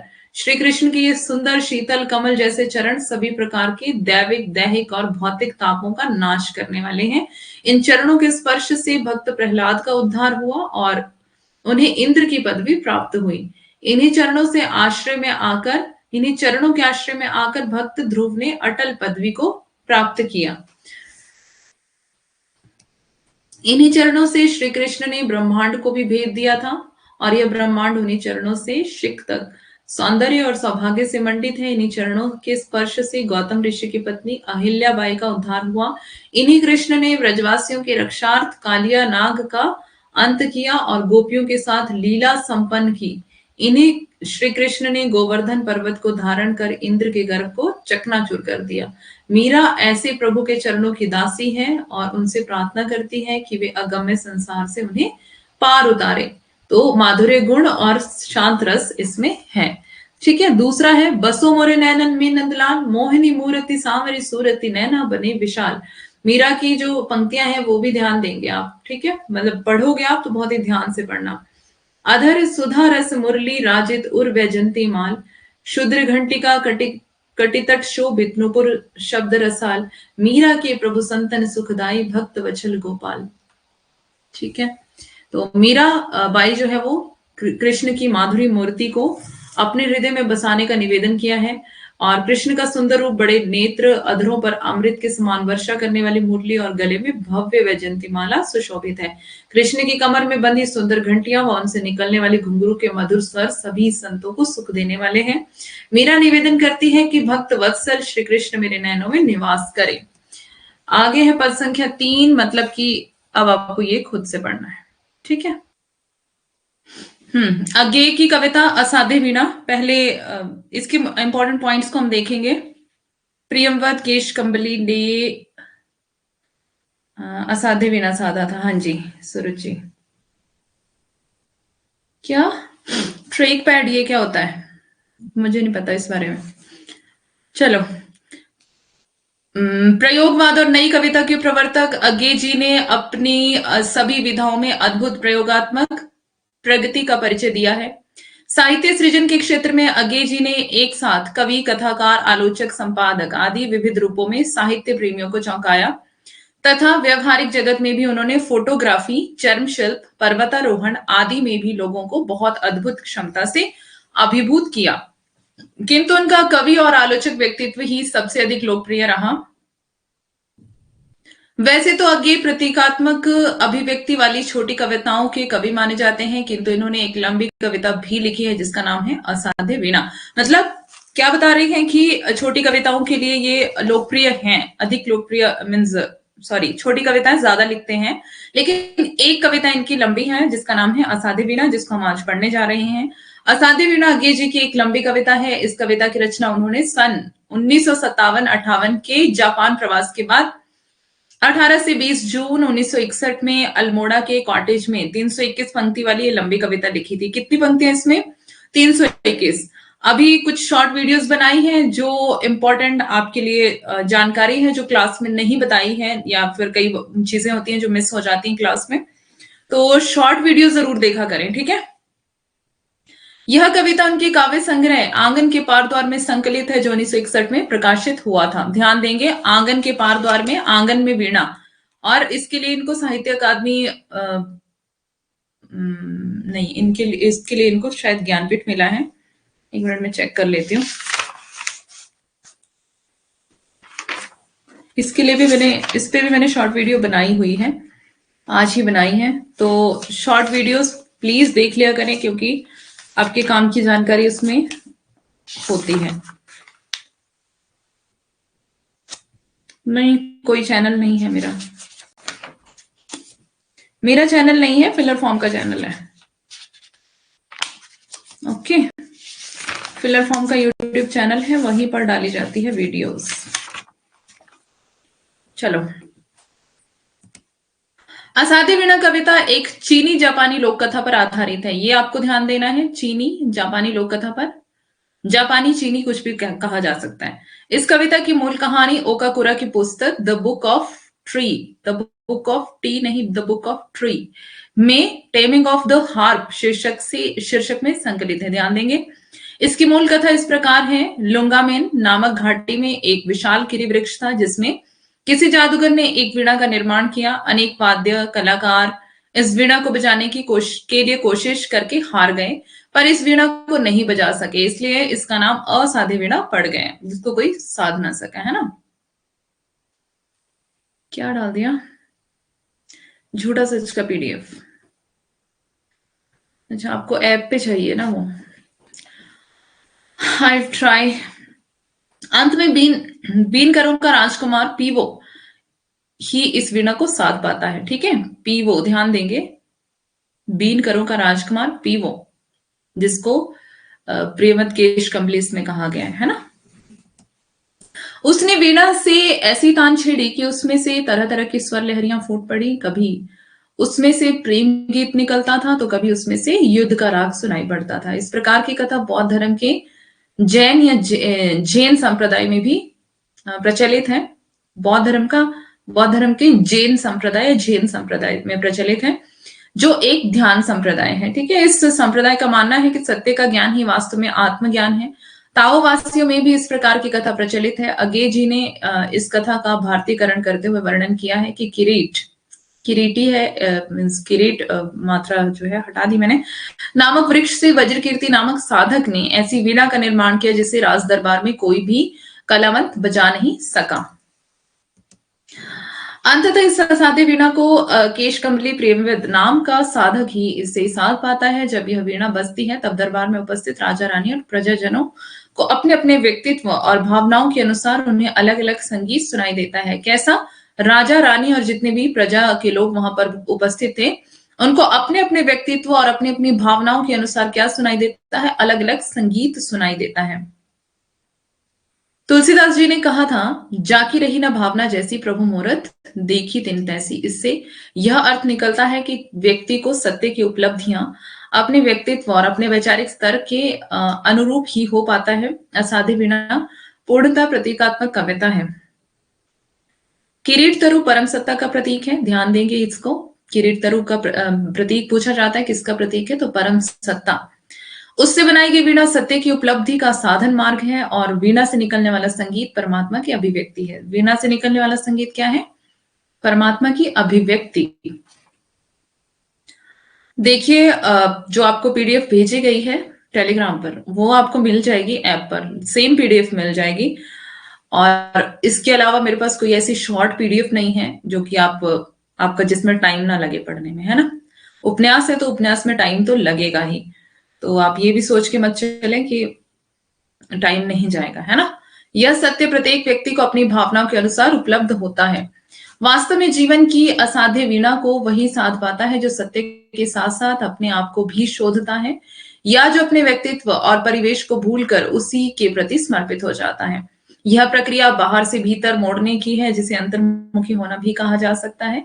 बौद्ध दर्शन में इस प्रक्रिया को तथता कहा गया है, जिसमें सत्य को देखकर ही सत्य को पाया जा सकता है। कवि ने असाध्य वीणा के द्वारा सृजनात्मक रहस्य को समझाने का प्रयत्न किया है। व्यक्तिक अहम का विस्मरण कर जब साधक या सृष्टि के साथ लयबद्ध हो जाता है, तब रचनात्मक चमत्कार पैदा होता है। अब यहां से होती है कविता आपकी शुरू।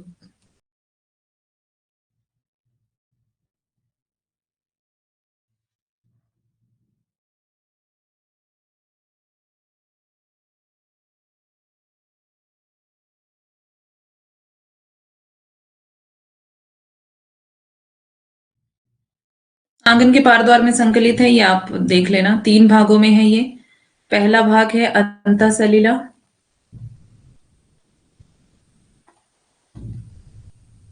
दूसरा है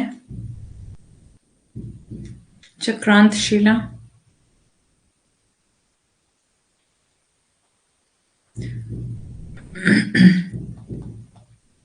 और तीसरा है असाध्य वीणा।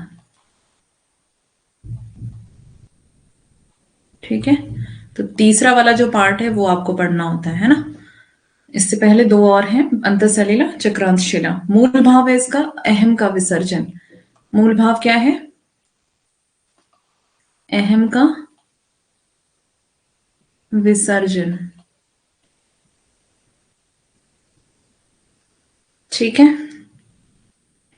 बौद्ध धर्म के तत्वता सिद्धांत पर आधारित है। मैं आपको पीछे बता चुकी हूँ, अच्छे से पढ़ लेना उसको, जो पीछे आपको दिखाया गया, मतलब पढ़ाया मैंने अभी। ठीक है, क्या संकलित किस में है? आंगन के पार द्वार में। आंगन में वीणा, ऐसे याद कर लेना है इसको, आंगन में वीणा। ठीक है, आंगन में अकादमी, साहित्य अकादमी भी आंगन के पार द्वार के लिए साहित्य अकादमी मिला है। असाध्य वीणा, आंगन में वीणा, मतलब कि आंगन के पार द्वार में संकलित है ये। ठीक है, इस तरह से आप इसको याद रख सकते हैं। सामान्यतः ये जो है वो छोटी कविता लिखते हैं, लेकिन एक लोक कथा को उसकी पूर्णता के साथ प्रस्तुत करने के लिए असाध्य वीणा को एक लंबी कविता के रूप में लिखा है। ये मैं अपने नोट से पढ़ रही हूँ, मैं इसको लिख नहीं रही यहाँ पर, क्योंकि मैंने ये पीछे जो अभी पढ़ाया आपको वहां पे ये बता चुकी हूँ। ठीक है, कथ्य जो है वो इसका जापानी प्राचीन लोक कथा पर आधारित है। यह कथा जापानी लेखक ओकाकुरा की पुस्तक द बुक ऑफ ट्री में टेमिंग ऑफ द हार्प शीर्षक से ली गई है। ये भी मैंने आपको पीछे बता दिया। अब देखते हैं इसके प्रतीक। प्रतीक में क्या क्या है? पहले है किरीट तरु। किरीट तरु जो है वो यहाँ पे दिखेगा आपको, परम सत्ता। ये मैंने पीछे भी बता दिया था वैसे, परम सत्ता। और प्रियमवद जो है, प्रियमवद व्यक्ति सत्ता का प्रतीक है। ठीक है, व्यक्ति सत्ता। ठीक है, अब क्या है इसमें?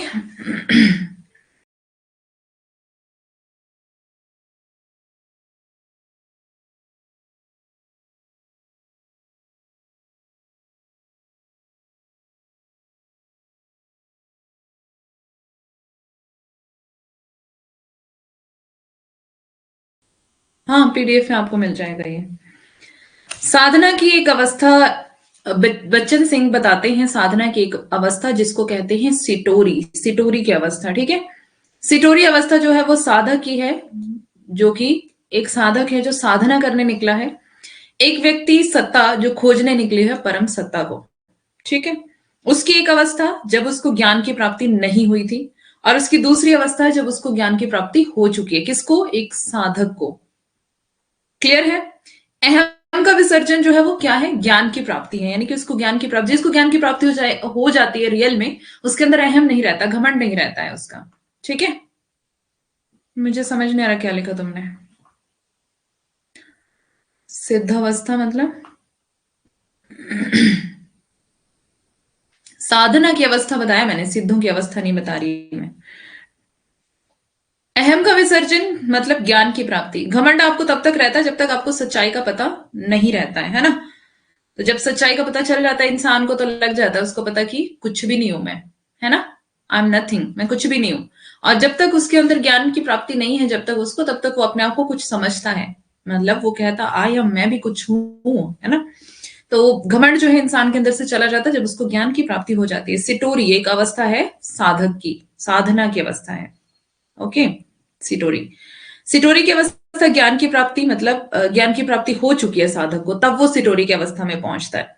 बट जब साधक जो है वो जब ज्ञान की प्राप्ति कर रहा है, तब वो तपस्या कर रहा होता है ना। वीणा बनाने वाला जो है वो वज्र कीर्ति है, और वीणा बजाने वाला कौन है? प्रियमवत।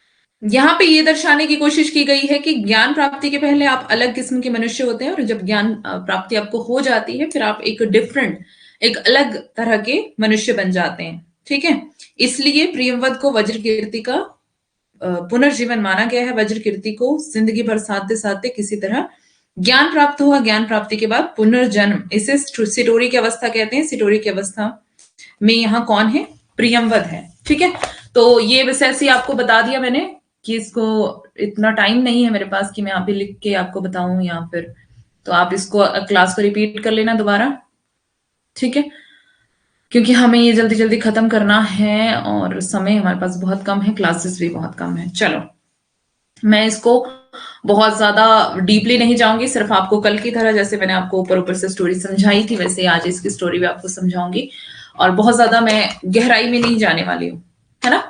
तो आपको समझ आ जाएगा, बहुत ही ध्यान से इसको पढ़ना।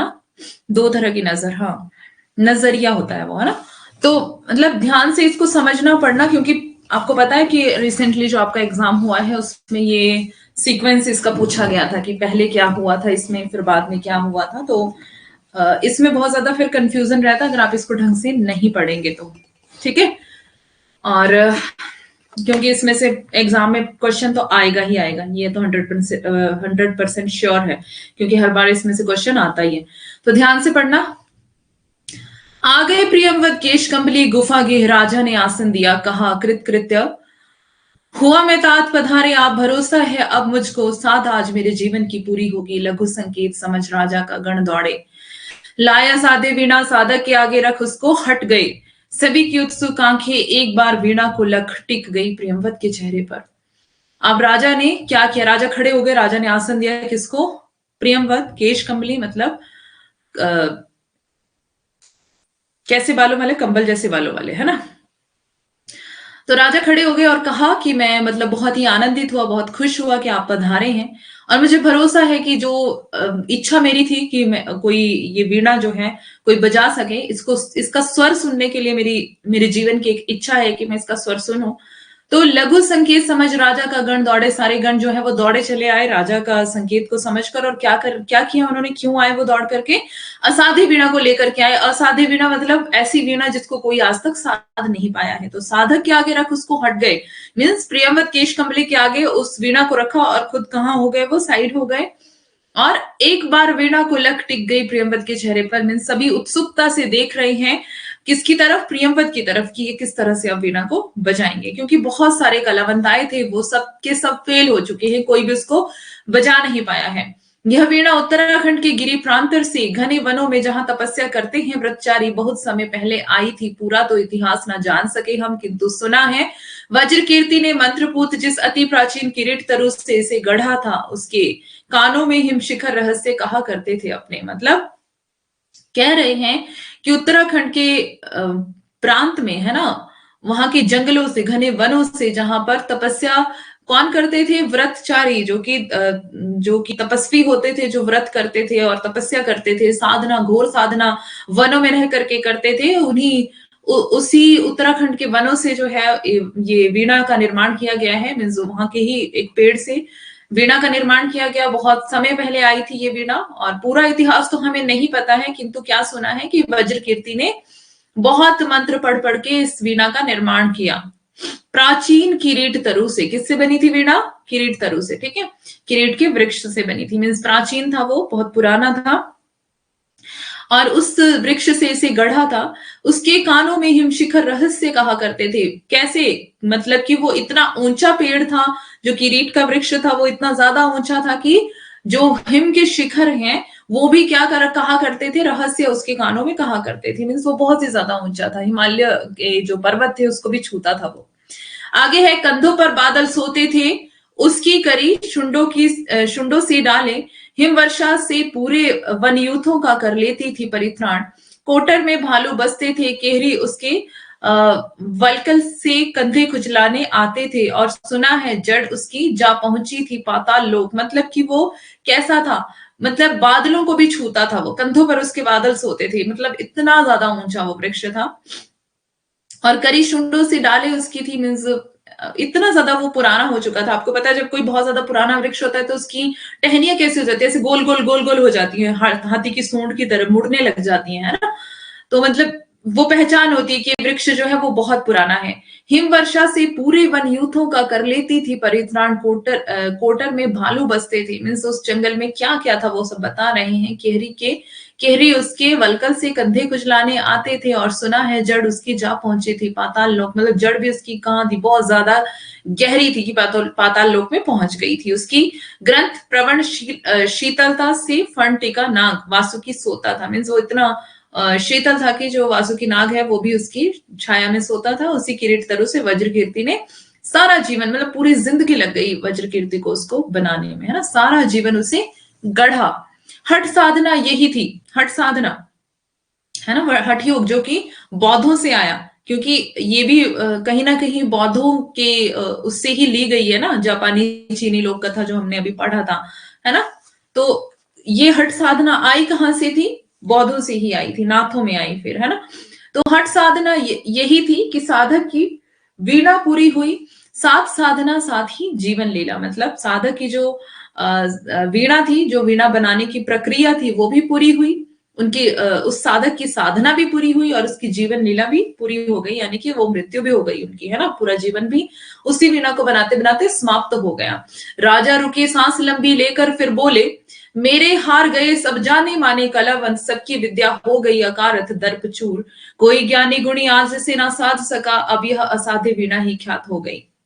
पर मेरा अब भी है विश्वास, प्रच तप वज्रकीर्ति का व्यर्थ नहीं था। मतलब क्या बता रहे हैं? राजा रुके और लंबी सांस लेकर क्या बोले? मीन्स वो भी थोड़े से व्याकुल हैं कि कोई इसको बजा ही नहीं पाया है ना, क्योंकि उनका भी सपना है, राजा का भी एक सपना है और इच्छा है कि इस वीणा को कोई बजा सके। तो राजा ने सांस लंबी लेकर के फिर बोला कि मेरे सारे सब जाने माने कलावंत थे वो हार गए। अब आपको पता है कोई राजा है, राजा के दरबार में एक से एक कलावंत आ सकते हैं, है ना। राजा तो मतलब पूरे देश से, जगह जगह से कलावंतों को बुला सकता है, एक से एक कलावंतों को बुला सकता है राजा। तो राजा ने वही किया कि एक से एक कलाकारों को बुलाया कि इस वीणा को कोई बजा के बताओ, लेकिन कोई भी कलावंत जो है उस वीणा को बजा नहीं सका।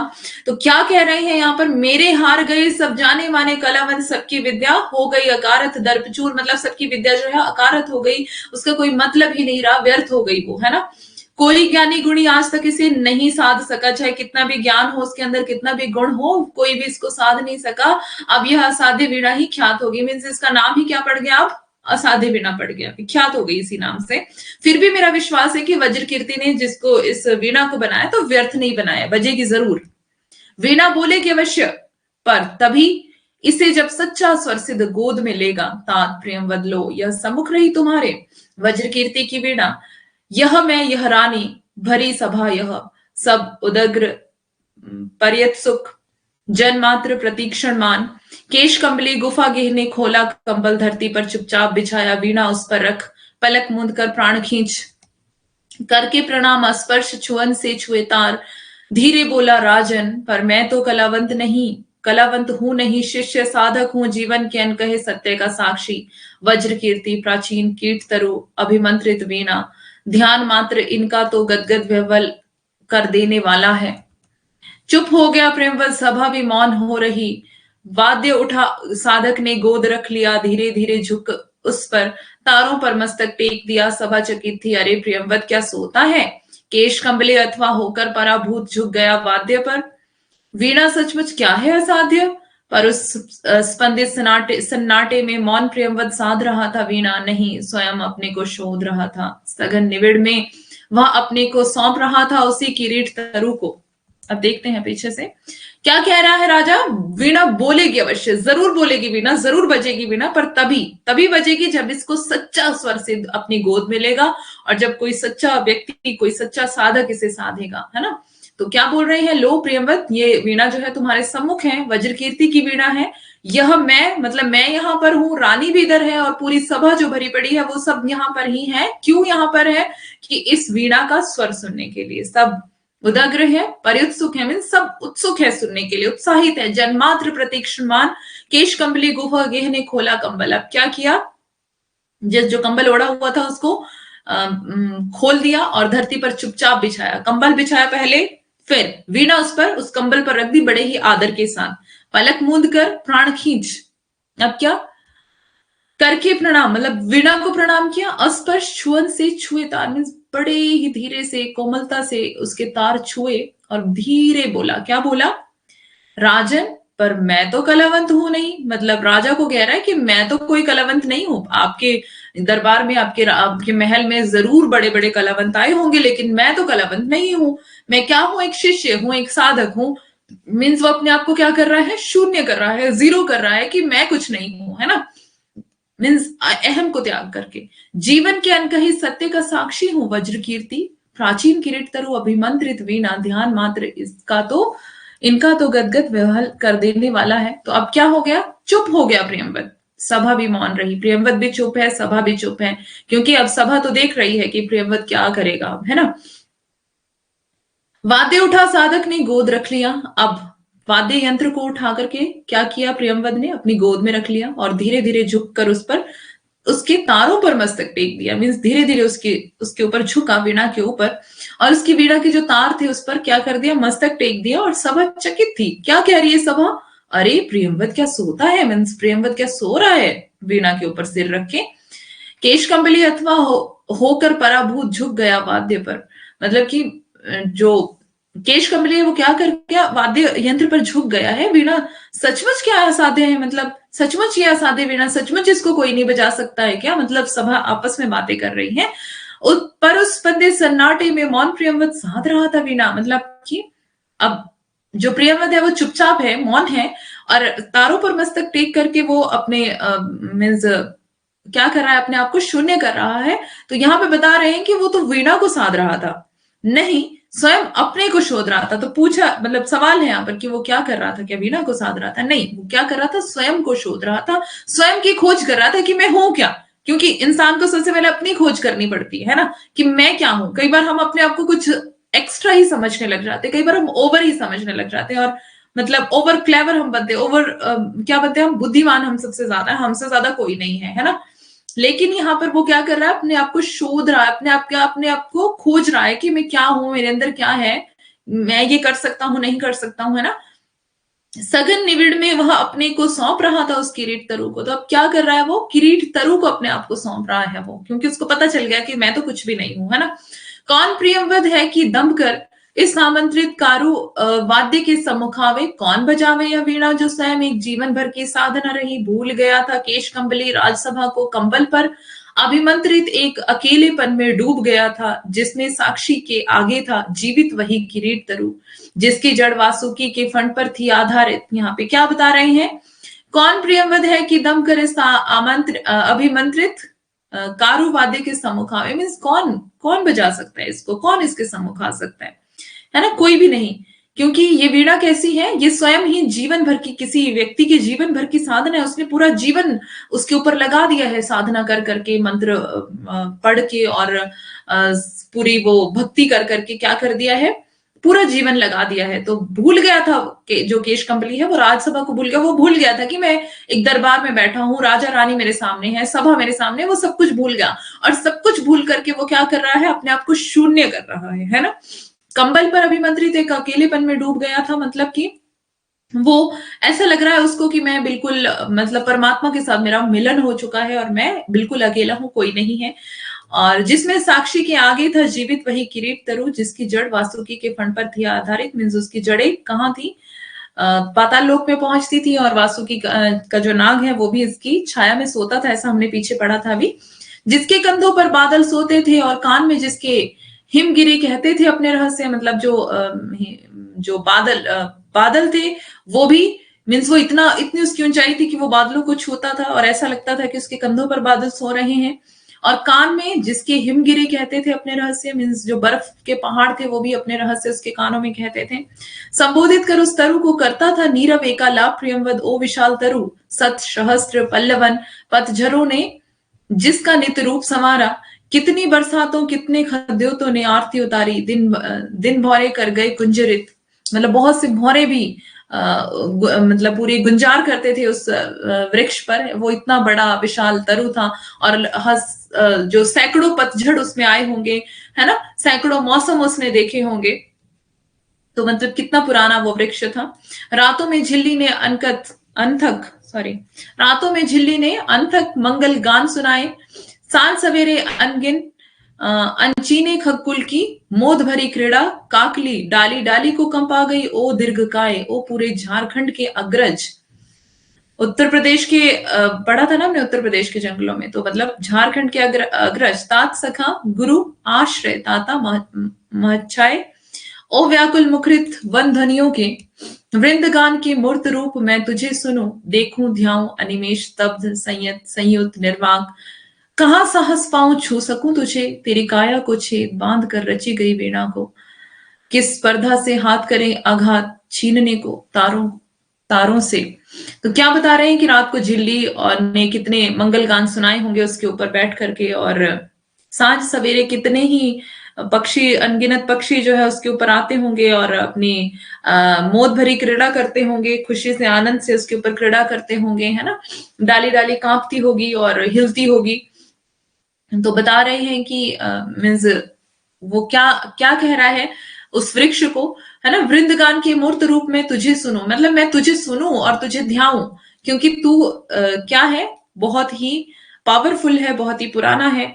कहाँ साहस पाऊं तुझे छू सकूं तुझे, मतलब मुझ में इतना साहस भी नहीं है कि मैं तुझे छू सकूं, क्योंकि उस वृक्ष के अंदर जो है वो पावर थी, है ना। तेरी काया को छेद बांध कर रची गई वीणा को, मतलब तेरा जो काया, तेरा जो शरीर था, मीन्स वो वृक्ष को कह रहे हैं, किरीट तरु को, कि तेरी काया को छेद करके ये वीणा बनाई गई, और किस स्पर्धा से तुझे आघात करूं मैं, है ना। और मतलब जब तेरी तारों को मैं छू और बजाऊं तो मतलब आघात होगा, तो मैं किस तरह से करूं, मैं मतलब मुझ में इतना साहस नहीं है और इतनी योग्यता भी नहीं है। एक चोट में वह संचित संगीत जिसे रचने में स्वयं न जाने कितनों के स्पंदित प्राण रच गए। नहीं नहीं वीणा यह मेरी गोद रखी है रहे, किंतु मैं ही तो तेरी गोद बैठा मोद भरा बालक हूं। ओ तरुतात संभाल मुझे, मेरी हर किलक पुलक में डूब जाए मैं सुनूं। क्या कह रहा है, एक चोट में वह संचित संगीत जिसे रचने में स्वयं न जाने कितनों के स्पंदित प्राण रच गए। नहीं नहीं वीणा मेरी गोद में रखी रहे, किंतु मैं ही तो, मतलब वीणा बेशक मेरी गोद में है पर मैं तेरा बालक हूं, है ना। वीणा बेशक मैंने अपनी गोद में रखी है, पर तू मुझे संभाल, तू मुझे अपनी गोद में ले, क्योंकि मैं तेरा बालक हूं और मेरी हर किलक पुलक में डूब जाए और मैं तुझे सुनना चाहता हूं, मैं तुझे सुनूं, मैं तुझे गुनूं। विस्मय से भर आंखों तेरे अनुभव का एक एक अंतः स्वर, तेरे दोलन की लोरी पर झूमू मैं तन्मय तू गा तू, मतलब वो उसको कह रहा है कि तू गा ताकि मैं झूमू, ताकि मैं नाचूं, ताकि मैं गाऊं, ताकि मैं आनंद मनाऊं। तेरी लय पर मेरी सांसें भरे पुरे रीते विश्रांति पाए गा तू।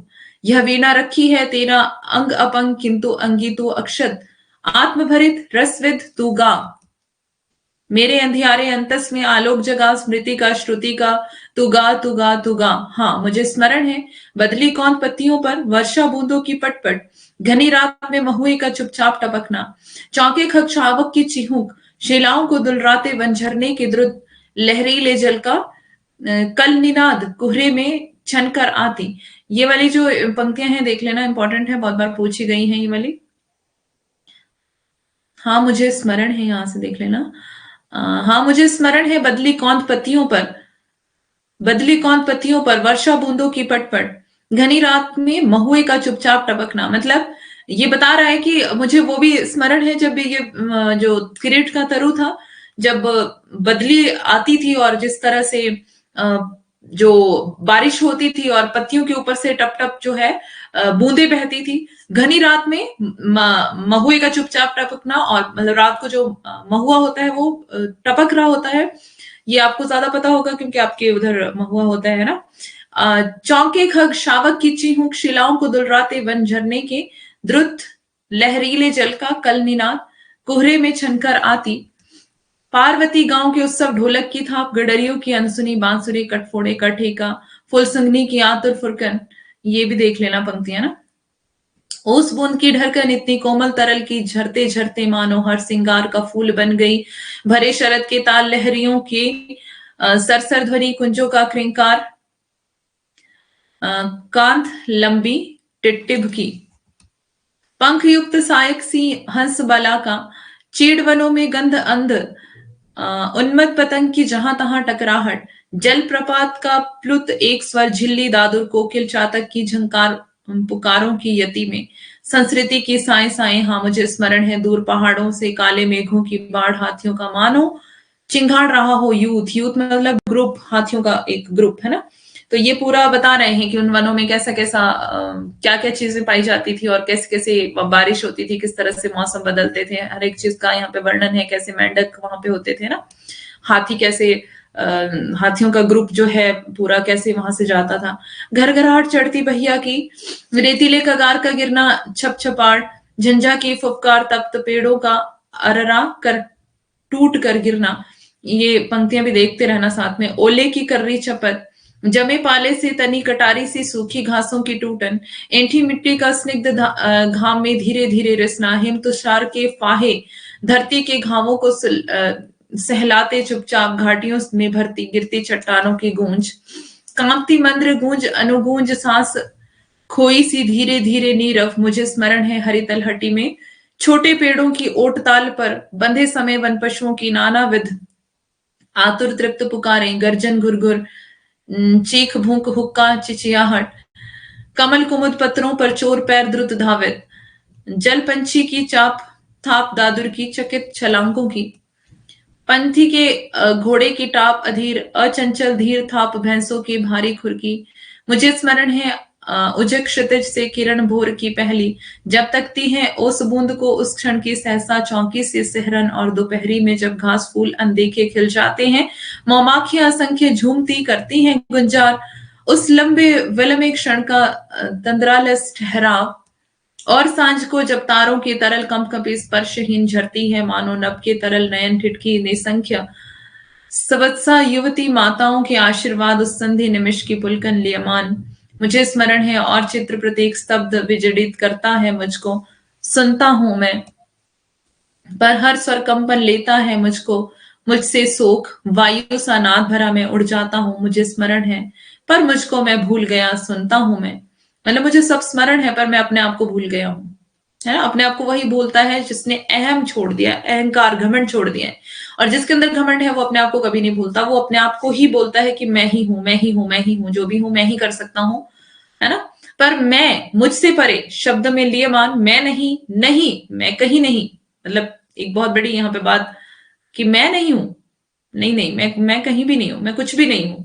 ओ रे तरु, ओ वन, ओ स्वर संभार, नाद में संस्कृति, ओ रस प्लावन, मुझे क्षमा कर भूल अकिंचनता को मेरी। मतलब अब वो क्षमा भी मांग रहा है कि जितनी मैंने भूल की है क्षमा कर मुझे ओट दे ढक ले, छा ले ओ शरण ने, मुझे मतलब तू मुझे ओट दे और मुझे ढक ले, मुझे अपनी शरण में ले ले, मेरे गूंगेपन को तेरे सोए स्वर सागर का ज्वार डुबा ले, आ मुझे भुला तू उतर वीण के तारों में। मतलब मुझे भुला करके तू क्या कर, वीणा के तारों में उतर आ, अपने से गा, अपने को गा, मतलब तू अपने आप से गा और अपने आप को ही गा, अपने खगकुल को मुखरित कर, मतलब अपने स्वर को सुना अपने मुख से, अपनी छाया में पले मृगों की चौकड़ियों को ताल बांध, अपने छाया तप वृष्टि पवन पल्लव कुसुमन की लय पर अपने जीवन संचय को कर छंद युक्त, अपनी प्रज्ञा को वाणी दे, तू गा तू गा, तू सन्निधि पा, तू खो, तू आ, तू हो, तू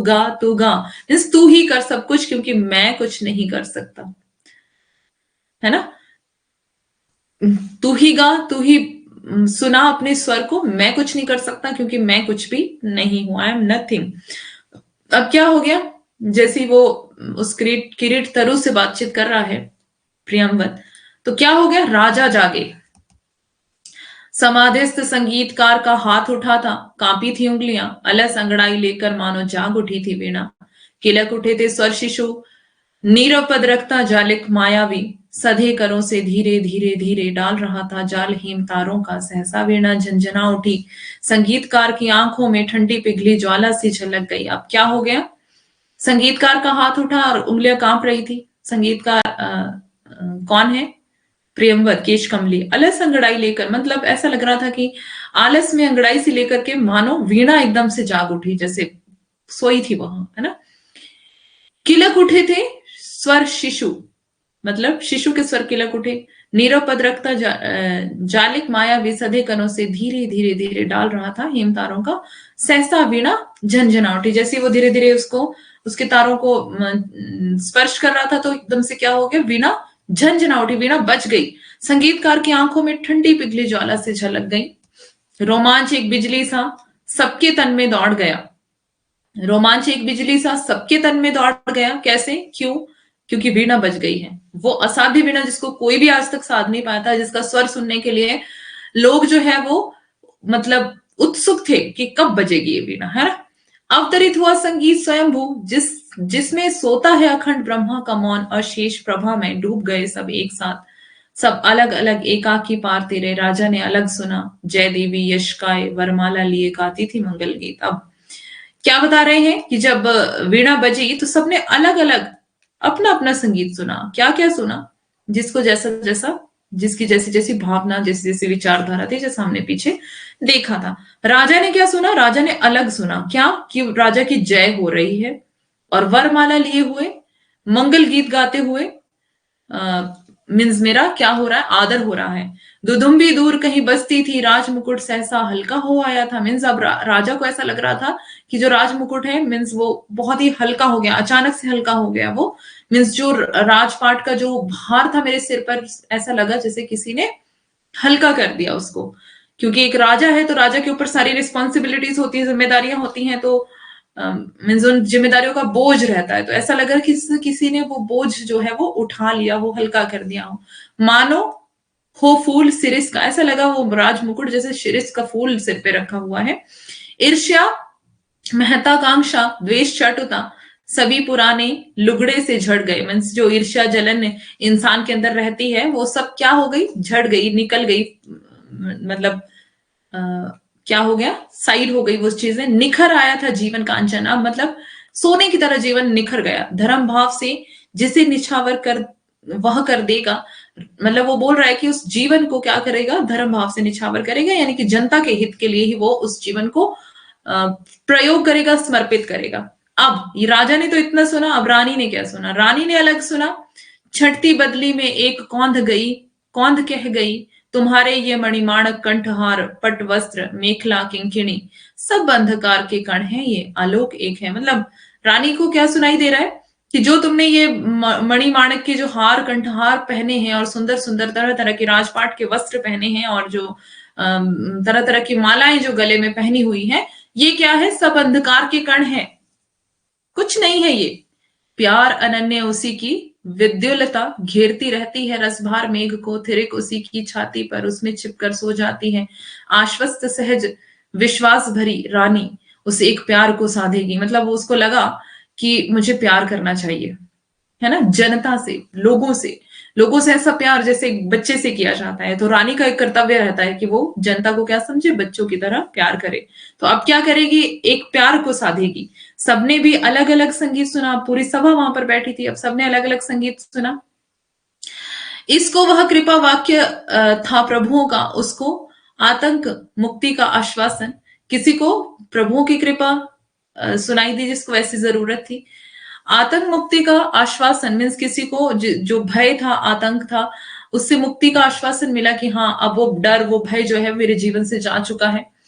इसको इसको मतलब किसी और को, वह भारी तिजोरी में सोने की खनक, मतलब किसी और को क्या हुआ, क्योंकि उसके पास सोना चांदी नहीं होगा तो इस वजह से उसको क्या सुनाई दिया, तिजोरी में सोने की खनक कि उसे अब मिलने वाली है। उसे बटुली में बहुत दिनों के बाद अन्न की सौंधी खुद, मतलब किसी दूसरे को जिसके पास अन्न अनाज खाने पीने को कुछ नहीं था, उसको अनाज की सौंधी सी खुशबू आने लगी और ऐसा सुनाई दिया कि अब वो उसको मिलने वाला है।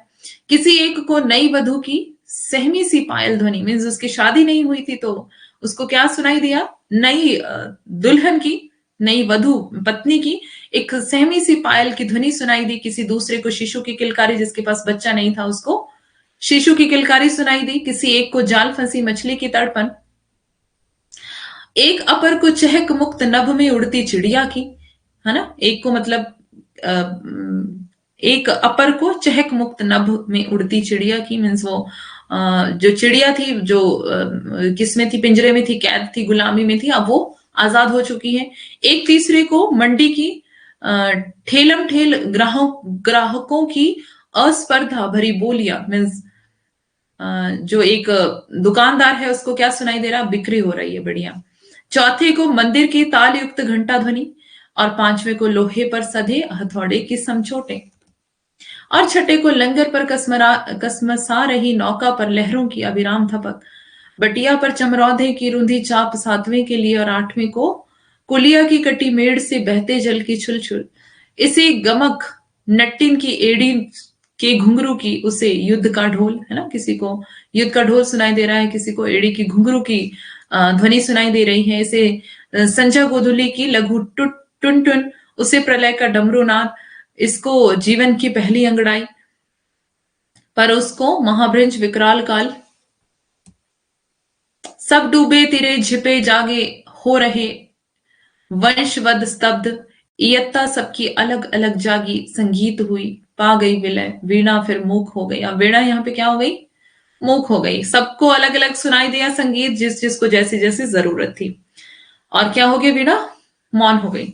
साधु साधु राजा सिंहासन से उतरे, रानी ने अर्पित की सतलड़ी माल। अब साधु साधु मतलब सज्जन सज्जन कहते हुए राजा जो अपने सिंहासन से उतर गए, और रानी ने क्या किया, उसने जो सतलड़ी की जो माल थी, क्योंकि उसको क्या सुनाई दे रहा था कि जो तूने गले में इतनी सारी चीजें पहनी हुई है, हीरे मोती जवाहरात जो है, ये सब कुछ नहीं है, है ना, नथिंग। तो उसने क्या किया, उसके अंदर जो है वो समर्पण का भाव आ गया और सेक्रीफाइस, त्याग का भाव उसके अंदर आ गया, और उसने क्या किया, अपनी सतलड़ी वाली माल खोल करके किसको अर्पित की, प्रियंवद केश कमली को। जनता विह्वल कर उठी धन्य, तो जनता क्या पुकारने लगी, धन्य है भैया आप, है ना, हे स्वर्जित धन्य धन्य। संगीतकार वीणा को धीरे धीरे धीरे से नीचे रख ढक मानो, तो संगीतकार ने क्या किया, वीणा को धीरे से नीचे रखा और उसको ढक दिया, मानो गोदी में सोए शिशु को पालने डालकर मुग्धा मां हट जाए। जब किसी बच्चे को छोटे बच्चे को पालने में झूले में डाला जाता है तो माँ किस तरह से धीरे धीरे जाती है उस बच्चे के पास से, ताकि उसको पता ना चल जाए कि मैं मतलब जा रही हूं उसके पास से, ताकि वो सोया हुआ जाग ना जाए इस वजह से।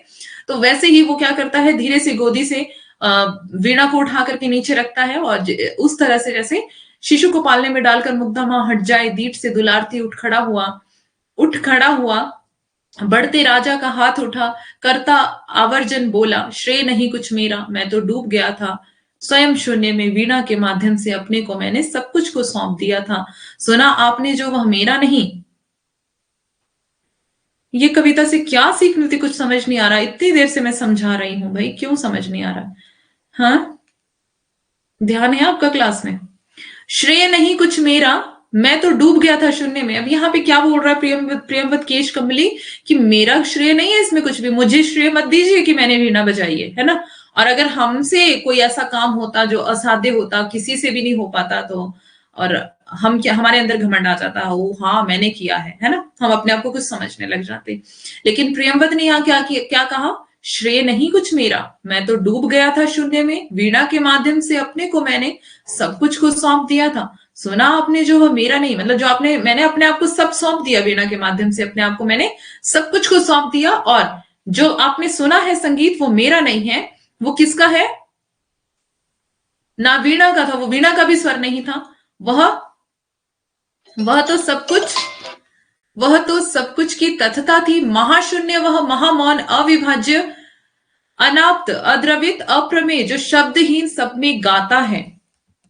नमस्कार कर मुड़ा प्रियंवत केश कंबली, लेकर कंबल गेह गुफा को चला गया। उठ गई सभा, सब अपने अपने काम लगे, युग पलट गया, प्रिय पाठक यूं मेरी वीणा भी मौन हुई। तो यहाँ पे क्या बता रहे हैं कि नमस्कार करके जो प्रियंवत मुड़ा और क्या कहा, अपना कंबल भी उसने उठाया और अपना वापस चला गया, और सभा भी वहां से उठ गई और अपने अपने काम में सब लग गए, और युग जो है वो पलट गया, समय भी बदल गया।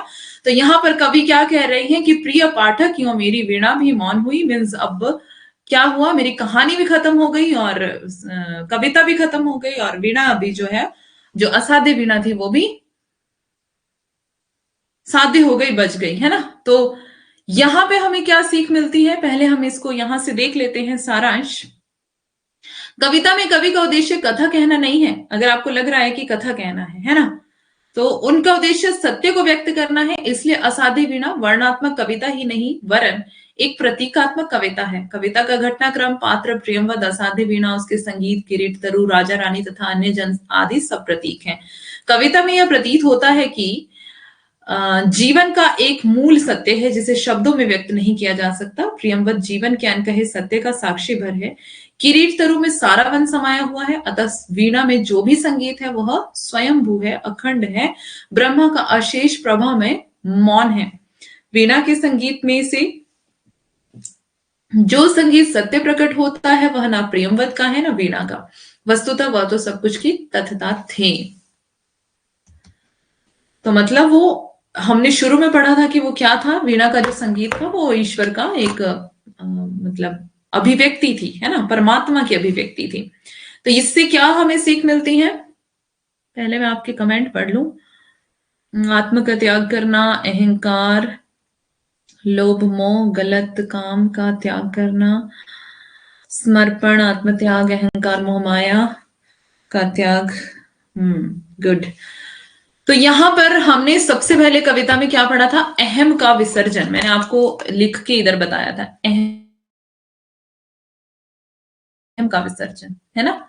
सबसे एक्चुअली जो रियल में जो पढ़ा लिखा व्यक्ति है, जो ज्ञानी व्यक्ति है, उसके अंदर घमंड नहीं होगा। ये बात शुरू में बताई थी मैंने, सूर्यकांत, शुरू में बताई थी बात, अहम का विसर्जन, है ना।